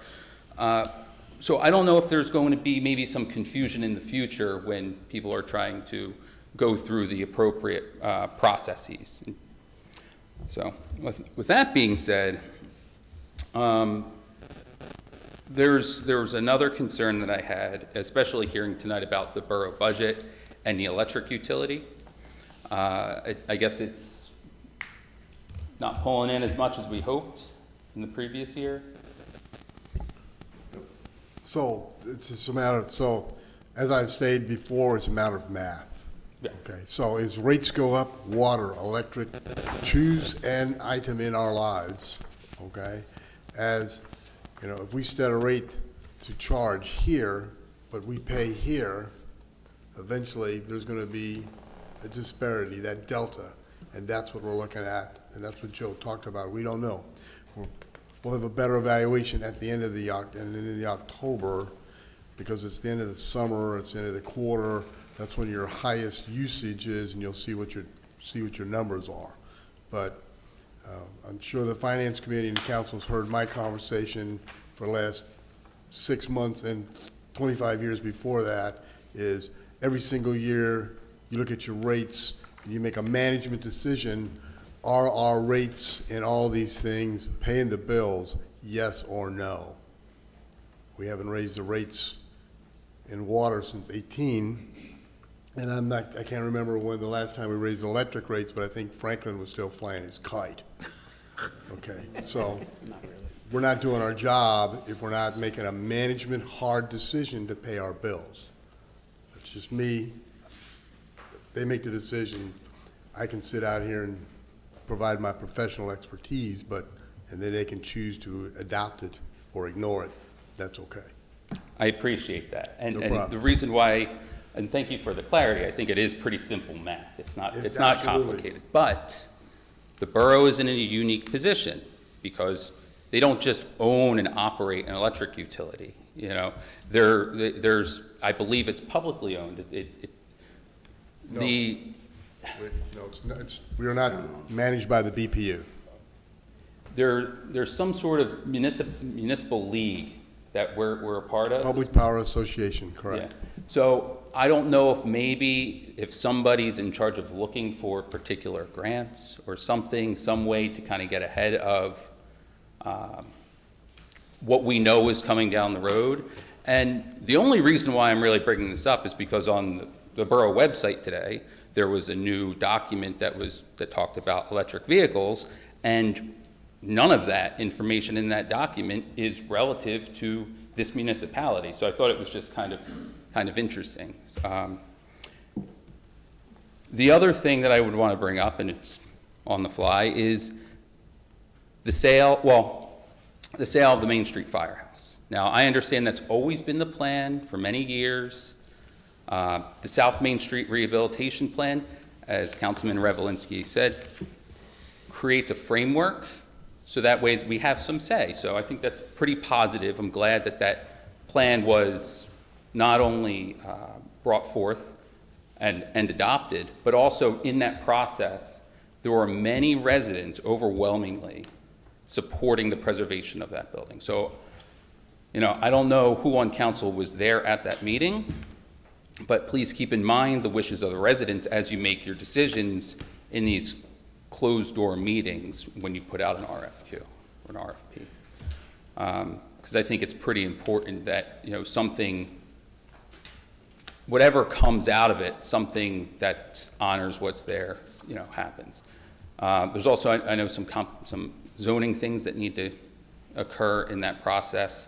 So I'm not too sure if this actually is truly just about the South Main Street Firehouse property or also the adjacent Milltown Historical Society property as well, because they're next door, and I think people have been confused about where the actual boundary line is. And for those who don't know, that boundary line for the firehouse, that parking lot has nothing to do with that firehouse. It's a separate parcel. So putting something out now just for a firehouse, they might assume that the parking lot's with it. That's not the case. It is also interesting that over the past few months, really, that many people have come before this council with really things that stem from construction, possibly planning and zoning, where something they feel should have happened or had a second pair of eyes didn't. And now they're in a precarious situation where they don't know what to do, specifically about water and drainage. And I think if there was a second pair of eyes on top of these basic administrative processes, maybe these things wouldn't have happened. That's why we have, steep slopes ordinance, and that's why something like a historic preservation element of the master plan is really important, because even though I know there's a concern by many people that the Historic Preservation Commission would have too much say over what people can and cannot do, that's really not the case. And it really comes down to them being able to interrupt and maybe slow down so people can think before a precarious situation happens. So with that, I've got nothing else to say. Thank you.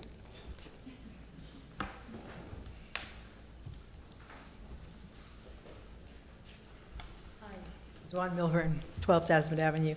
I just wanted to make a comment about the ordinance for the revised flag policy 24-1548. I think there are 5 of us here that are present from the Human Relations Committee, and Mayor and Liaison to the board were present. There were 7 of us present at that meeting. The reason why we're here is because we were actually shocked to see that you were even having the first reading, because and we do have minutes to back, what we're talking about. If you were to ask every member here, we left that meeting with the understanding that that you would discuss it further. And we are a committee that was appointed by you, and we think that you value us, and we're supposed to suggest things. And we know you're not going to agree with us. And of course, I'm not against any of you for maybe feeling differently about our opinions. But it is offensive to know that we're appointed by you, we advise you, we're told that you will, bring this back to the council, discuss it further. I know that that is what was said, and it's in our minutes if you want to ask us to your minutes. So I'm just very confused by I just can't even believe the audacity of voting for this first reading, because I am not losing my mind, and you can ask any other member here. That's why we're here. We're just so disappointed in you that you would even vote on this when we were told that you would take some of our suggestions and further discuss it. That's the part that's really disheartening to me. So I would hope that before you have the second reading, that you would maybe ask to see our minutes and confirm that what we're saying is not nuts. And we hope that you would just value some of our opinions. And we will respect whatever you vote, but the fact that you voted on this tonight, to me, was just audacious and rude. And as far as just a comment, you know, as in the Environmental Commission, we are always concerned about stormwater runoff. We tried very hard. A couple of years ago, you know, the DEP gave a model with some minimal standards that, you know, that the township could meet. And we did really work hard to try to make those standards a little bit more rigorous. And these are the kind of things that happen. Houses are built, like this poor gentleman is experiencing, has a flood in his backyard. And it's very important that when the Environmental Commission, who is also appointed by you, when we get together and we ask you to be more stringent and more rigorous with your standards for stormwater, that we would be taken seriously, because these are the kind of things that happen, you know, when houses are built. So when you, as the mayor and town council, appoint members to commissions and committees, we know that you're not going to always agree with us, and we respect that. And you're in a position, you put in a lot more hours than I do. But when you're appointed to be on these committees, and then we come to you and we advise as we're told in whatever committee we're in, and then we see a first reading and then a vote, why are we here? Why do we serve on these commissions and committees? It's just, to me, it was offensive. And I would hope that you would reconsider the whole flag. You know, I'm not even going to talk about the reasons why I thought it was respectful to fly those flags. One being the Middlesex County, their buildings, they raise those flags. Trenton raises those flags. If it's good enough for our county and it's good enough for our state, why is it offensive for Milltown to raise a flag to honor people who were emancipated at a later time and are trying to celebrate? And why is it disrespectful for us to raise a pride flag to honor people in our town that might have different values or life systems than we do? I feel that we're moving backwards, and I would like to know that Milltown understands that there is this Human Relations Committee. We are here for a reason, and we hope that you value our purpose. And that's it. Thank you.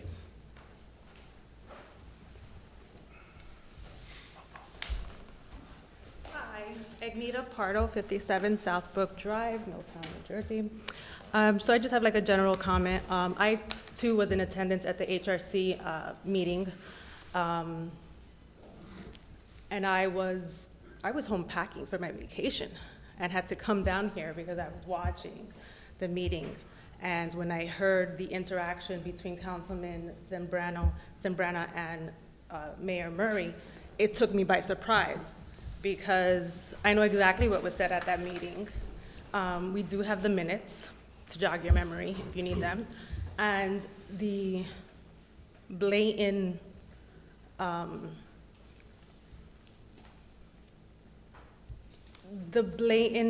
just negating of what was actually said is very disheartening.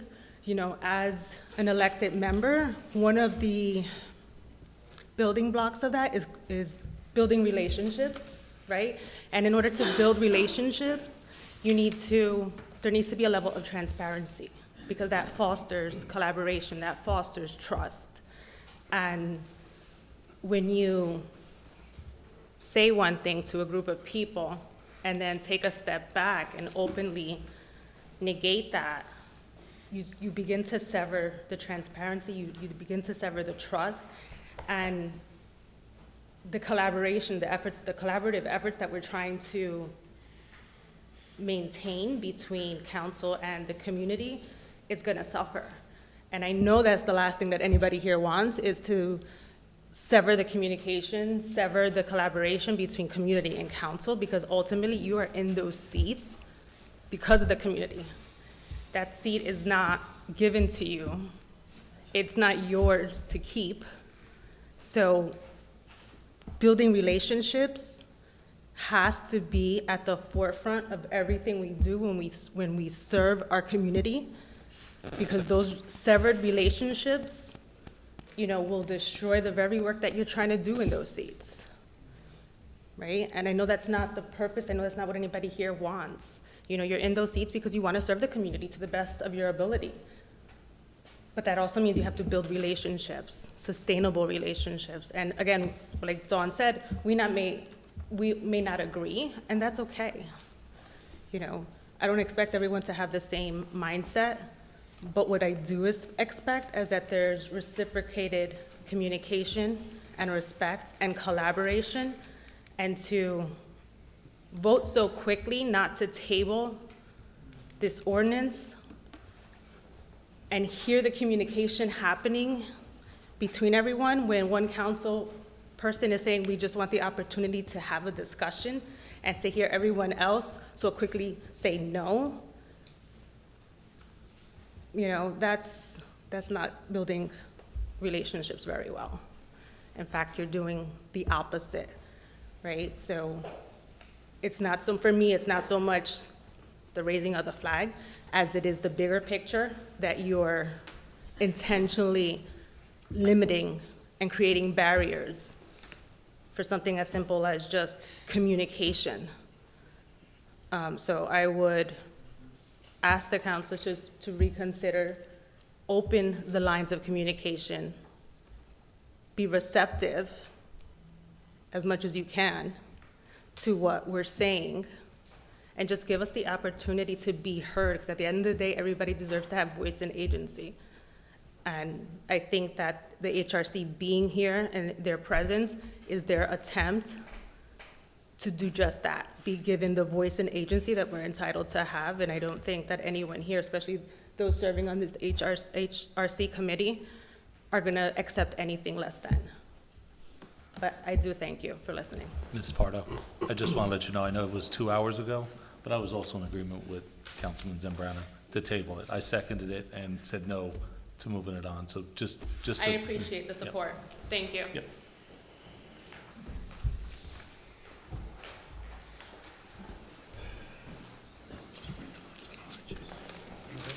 Sorry to be back. Obviously, you know my name, Courtney Williams. I live at 318 Clay Street.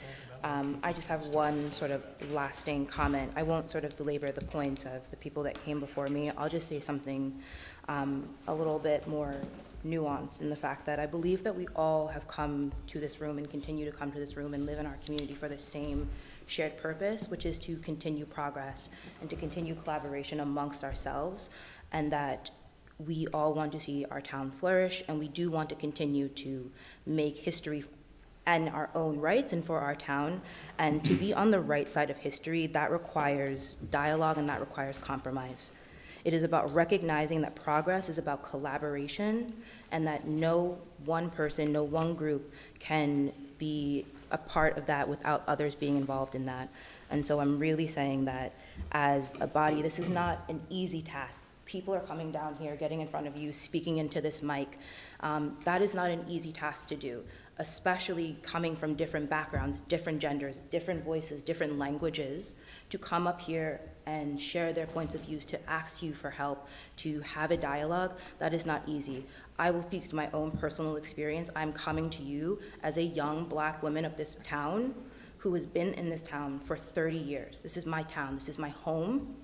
And it is not easy to come up here and speak into this mic, but I do because it's required of me to continue to have that dialogue and the respect towards this council, and to continue to do my purpose, which is to continue the progress in the town and to move it forward, and to ensure that we have kind of conversations like this, and to ensure that other people continue to come up here and speak, even though it's hard, even though it feels like it may be the wrong thing, and even though they may receive backlash or not get the results that they want, they continue to do it, because this is what this is about. We are a town, we are a community, and it's very important that we continue to have respectful, transparent, ongoing dialogues, especially when it concerns our future.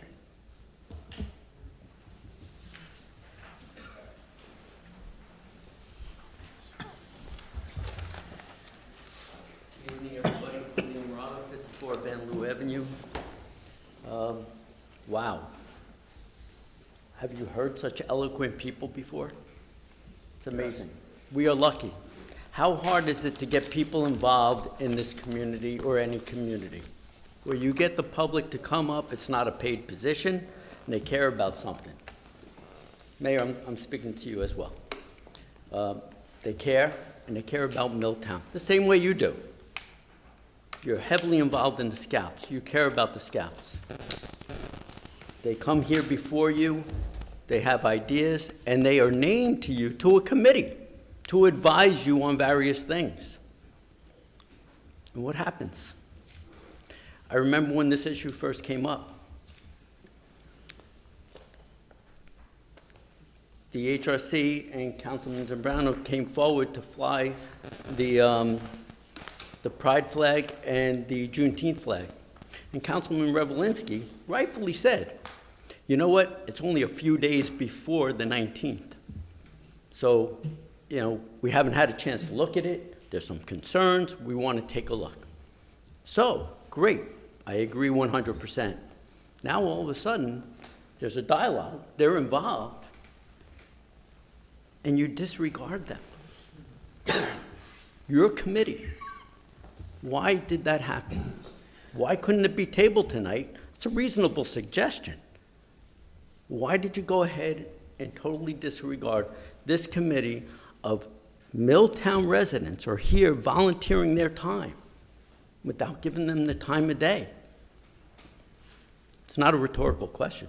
You don't have to answer it, but it's not a rhetorical question. I looked at the ordinance. It is the position of the borough that flagpoles are not intended to serve as a forum for free expression by the public. Wow. The Juneteenth flag, which celebrates a freedom of people that were oppressed in slavery, it can't be flown there because of that language? Is that what you're calling that flag? That's embarrassing. I don't understand how you can even consider that. But mostly, to go ahead and not listen, or at least listen, a dialogue to their advice from your advisory committee. That's shameful. I hope you reconsider and at least re-engage with them. I do have another note. Want to let anybody else? Okay. Councilman Revelinsky, on the pilot, I just want to address, I don't think that it's a complete drop-off of monies where all of a sudden we got to make up the amount that goes to the school board, okay? Am I correct? I can take a look into it. Yeah. Because usually, it's been a long time. Yeah. Usually a pilot agreement means that that person pays less than true full taxes. So they get a big benefit. Once the taxes come online, they have to pay more, okay? So I believe, who knows what it's gonna be.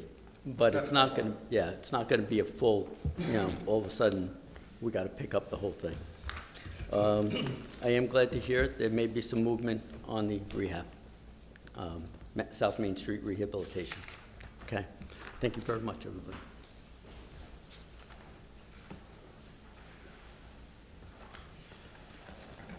Hi, Randy Ruth, 88 Clay Street. I just wanted to add one thing, and something more of a high note and something to be very aware of for the near future. The Safe Routes to School program is going to be coming up any day now. In 2023, it looks like it started, there was an opening beginning July 24th, and then the applications were due November 17th. So I know that's a very short window of time, but if you want to really try to improve the safe routes to schools with paint or signs or sidewalk improvements like curb cuts, I mean, there's a lot that can really be done, but you need to move fast and keep your eyes on it. Not talk about it by the next council meeting, but really, hopefully, keep looking and checking every week. So I don't know who's in charge of handling grants or seeking grants or, who the best person would be, but I do know that in a previous administration, the contact for Keep Middlesex Moving for Milltown was the mayor.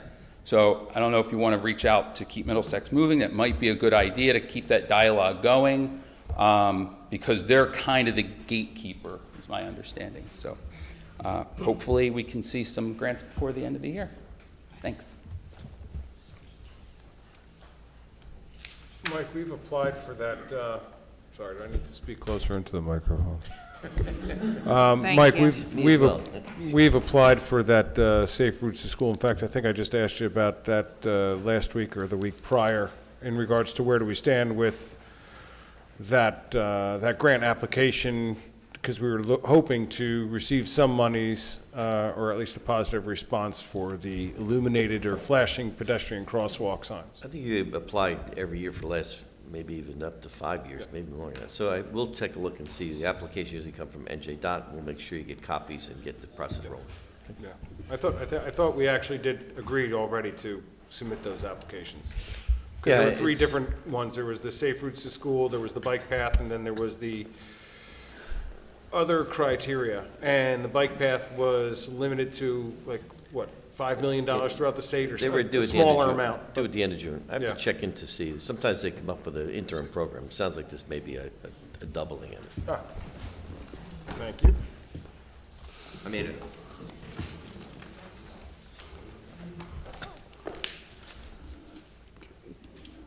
Okay, seeing no more. Oh, wait, a question. Monica, are they gonna stop using our municipal building, the North Brunswick courts? As I read They were in the here today, newspaper. sir.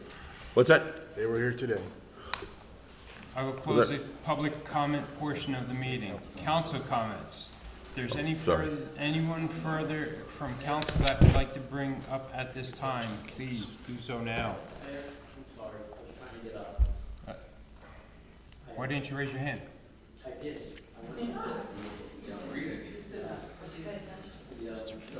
Yeah, be real quick. He's halfway there at least, come on. Neil Moran, 54 Van Loo. I just had a comment on the Patain issue, and I understand Councilman Poznanski's comment that, you know, sometimes people are put into a tough situation, and maybe they think they're doing the right decision at that time. But when they, and I believe that Dave's comments, Niskin's comments were incredible and illuminating. But when a person goes ahead and takes that step, you know, our kids, I forget what grade it is, we learn about Nazi Germany and what happened. And the comment is, lest we forget, I believe. And when somebody goes ahead and makes that collaboration, that compromise to save themselves at the risk of somebody else, I'm not in their shoes. I don't know how bad that decision was to make, but we don't honor them, okay? We don't honor them. So I ask that it be unanimous to change that when it comes time. So is there anybody on council that would like to make any comments on it? Yes, but I'd like to go last. I'll go first. We'll just go right down there. Go right down there. Start there. Would just, again, like to thank the folks from the HRC committee who are here tonight in support, not only for Patain, but also for the flag policy. And I will do whatever I need to do to talk to the folks on this council with me, because, you know, I don't know if you guys understand this. I was this close to going to the Main Street flagpole and raising those two flags in the middle of the night, and I decided not to because I respected your input. I thought that it should go to a committee. It went to a committee. It's been introduced. It's been passed. I would hope between now and the next meeting, we can have a transparent, open conversation as to what the issue is, because at the end of the day, there's only one thing that matters. It's acknowledgement from the folks that those two flags represent. That's all it is, an acknowledgement. It's all about acknowledgement. Thank you.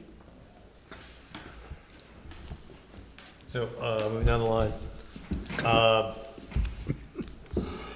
I have heard other people mention about that the tree ordinance lacks the teeth that did exist. I heard that from some people on the Environmental Commission, and I do think that, you know, if something's presented that fills that gap, I'm certainly interested in looking at it. The DEP one, as was presented, was to be passed to satisfy the DEP. But that has nothing to do with Milltown. That's a bigger package, just like, we gotta do a lot of things. Regarding the flag ordinance, my personal feeling in most simplistic form, because I'm a pretty simple guy in general, is I just feel that we, government, takes painfully long to do in anything. And in Milltown, there's a lot to do. And I'd rather just not have questions come up where I see it as, if it's open to, even if there are 3 government flags and those are the only ones that stay there, I'm fine with that. I almost don't care either way. I support the people who want to put whatever they want on their house. I'll fight for their right. But as a government agency, I think we've got a lot to do in Milltown. And simply in that respect, if it certainly seems, though, that the timing of today's ordinance may have caught people off guard. And that is certainly a regrettable occurrence, because expectations are what lead to disappointment. And that made me, I'm sorry that the vote doesn't address or coordinate that as I came upon me today, as I was not aware of the expectations that were created previously. So. Want to change your vote? It's, I don't think it's legally binding at this moment. But I do agree that, that as a committee and as what you're endeavored to do, you're right to have an expectation of statements that are made and, clarity of timeframes and such. That's certainly not an unrealistic ask. So, with that said, I guess we'll have to see about trying to work those things better in the future. And between now and Councilman Panko, I really appreciate the support or the sentiment, but probably the best thing to do is to make sure that the minutes of the last meeting are sent to and shared with everyone on council, so that they can see what was discussed and what was the expectation. I think that's fair. And I'll just add, Councilman Manco, you said it takes time. Actually, we want it to take time. Yeah, We want to get want it to input. take This has been rushed. This was basically brought up right away. So that's why we're pushing to table it, so we can get the HRC to put in their input, so we as a council can look at this in an open manner, where this was just rushed tonight. So that's why Councilman Zambrano and I pushed to table it to get that information. So, like I said, I beg to differ with that. We did rush it. We didn't take our time. Oh, and we should. No, because you said it takes time. No, I don't mean that it took time. I more mean that if we want to add a stop sign, that can take 2 months, and the stop sign's got, everything incrementally that a town tries to do takes a long time.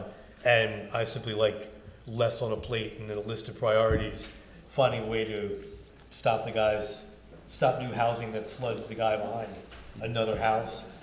Those guys have been coming here for a longer time, but a different night. Understood, and we're talking about two different Okay, things. So we want to, the goal would be to get the HRC's input on this flag policy. That's what we. So if the HRC can provide some information before the next meeting, that would be great. Provide it to Councilman Zambrana, and Councilman Zambrana can provide, so that'd be great. And then maybe we can look at it as a council and come up with a decision. I'd also like to congratulate We did have with resolution 2024-222, we hired a new police officer. It's going into the academy in August. So congratulations, Donald Herman III.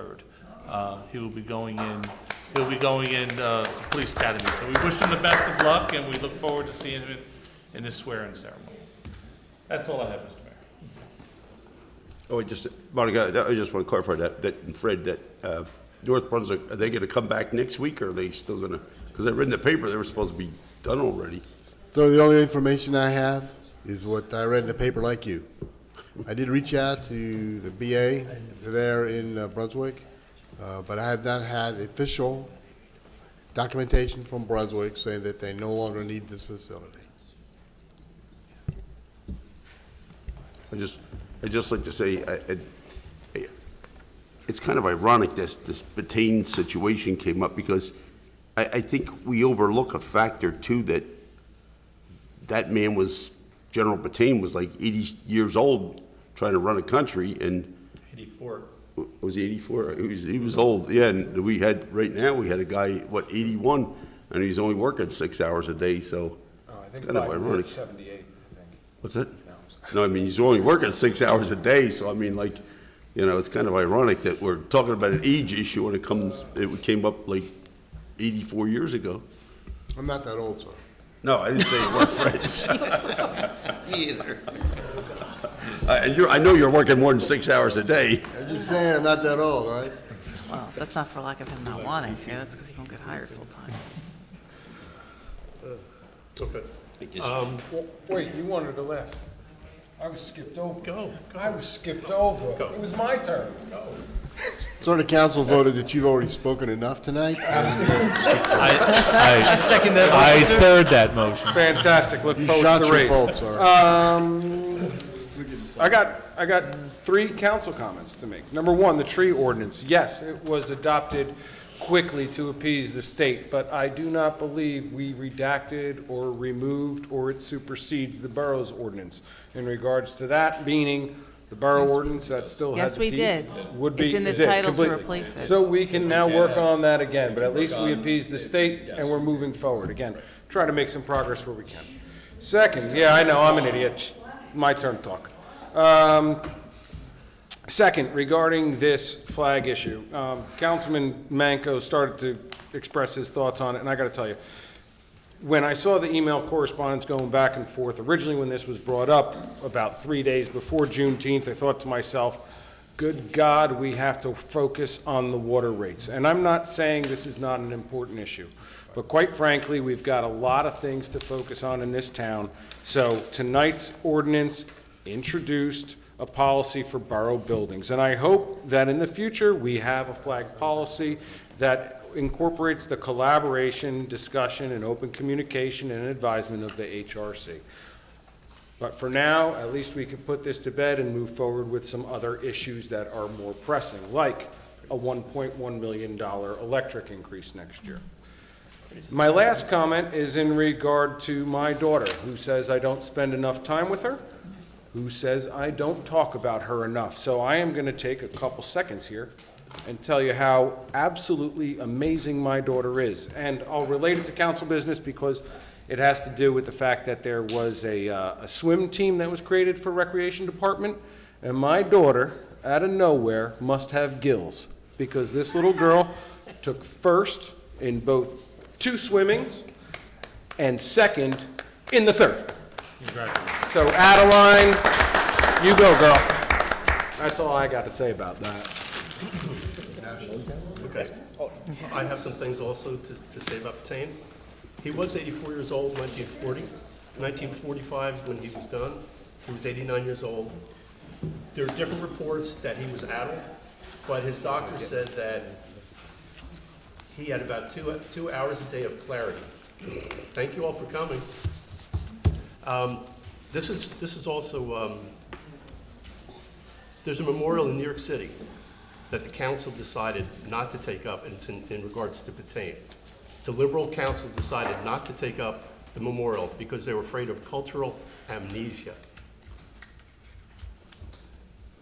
And I hope people do take Mr. Neeskens up on reading because I think you all should know what you're going to be voting on. My wife told me tonight, why bother? Because it's a done deal, and it may be, but it was worth me being here. And I'll also add something else. I wish the people that left did not leave, because this is for a Human Relations Committee. I know that people have problems with other people these days, different when I grew up. People disagree and they hate each other. And I'm gonna tell a story. I told Councilman Revelinsky last week, I forgot, for over 35 years. I lived outside Atlanta, Georgia. I lived in Marietta, Georgia. And I came to a job that I had. It was a Saturday. If anybody's been to Marietta, it's a big square. There's fountains, there's statues. I mean, I think there's still statues there. And I came and I thought there was some kind of a joke, because when I was pulling up, I saw hundreds of people wearing white robes. So I came to where I had to park, and I saw people running. And it's a big square. It's like a city block. And I saw people running. And I thought I was a big, strong guy, so I thought, well, I'm going to go the opposite way. So I came to a corner, and there were many of these guys in the white robes lined up. And I stood there with my hands on my hips, and I was watching them, and they were watching me. And I saw a lot of blacks running into, it was a luncheonette. And I asked the guy, what's going on? He said, you better take off. There were, ma'am, please, I'm speaking. Excuse me. I'm speaking. This is his comments, please. I'm speaking. I will say what I said, ma'am. They had their cars, they had camouflage, they had big poles with flags, Confederate war battle flags. And there was a car that had a loudspeaker going around the block telling blacks to get off the street. So, and everyone was leaving. I was alone. And when the one person I saw, I asked where the black people were running. He said they're hiding. So I went into the luncheon. It was a large luncheonette, and there were a lot of people huddled there in the back. And I stood there in front of them, and I knew that something had happened to me. And it's a terrible memory. I just remembered it last week. Like I said, I told Councilman Revelinsky. And I thought, I'm a human being, and they're human beings, and I'm supposed to be here. And I stayed there till it was over. So you can think whatever you want of me, ma'am. That's who I am. Thank you for listening. Council comments? Aren't we blessed to have? Council comments done? Sorry. Thank you. I'd like to close council comments. Now it's my comments. Mr. McClellan, if you could please do me a favor and get us some sort of specification for speed humps. Will do. Thank you.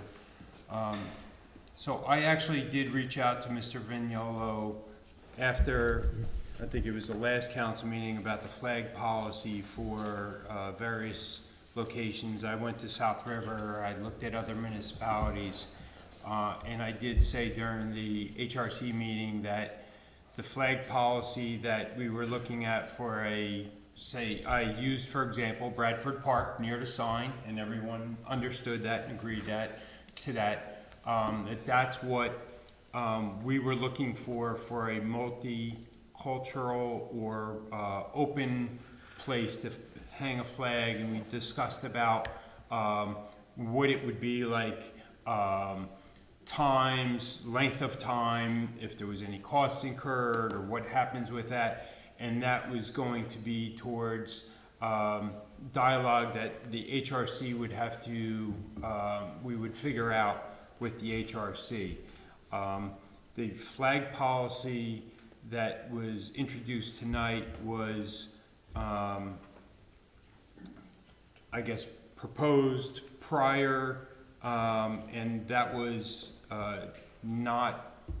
that had nothing to do with doing what we needed to do for that. So it was two separate items, and I just want to be clear that there was no not being transparent with it.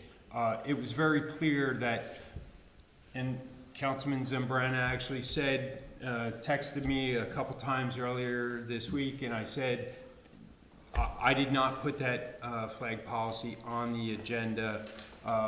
It was requested that it be on there for consideration. The one I was working on with Mr. Vignolo was for the display of any flags at Bradford Park. So that's, I did not have any intentions on leaving anyone out with that or anything else.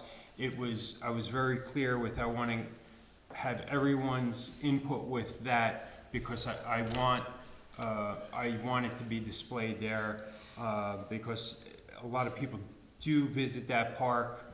And I know the conversations came up during the HRC meeting about installing another flagpole here. I just, there's, you know, that dialogue didn't come here. We didn't get to have that dialogue yet. So, you know, I don't want you to think I wasn't having that dialogue with them. It just didn't get there yet with, you know, even another flagpole at Borough Building. But I know their thought process with that was to leave the 3 flagpoles in front of Borough Building, and that's what their heart was saying, that they wanted just the 3 flagpoles there. But it's not meant to be disrespectful to anyone or any nationality or anything else. And I just want to be clear with that. So I did want to address one thing with planning board because it was said again. So the planning board meeting, I was not at the planning board meeting. Council President Revelinsky was not at the planning board meeting because we received an email saying it was not a planning board meeting, it was a zoning board meeting, and we were not to be present. So that's why clearly both of us. We couldn't partake We as couldn't active partake. members of the committee, so. Correct. It was kind of implied that we weren't, it wasn't for us to be there. Correct. So, Implied. I just wanted to make that very clear because, you know, it came up again. Other than that, that is it. So I would like to entertain to motion to adjourn. So moved. Second. Motion made by Council President Revelinsky, seconded by Councilman Collins. All in favor? Aye. Any opposed? Thank you. I want to see my daughter. Text me.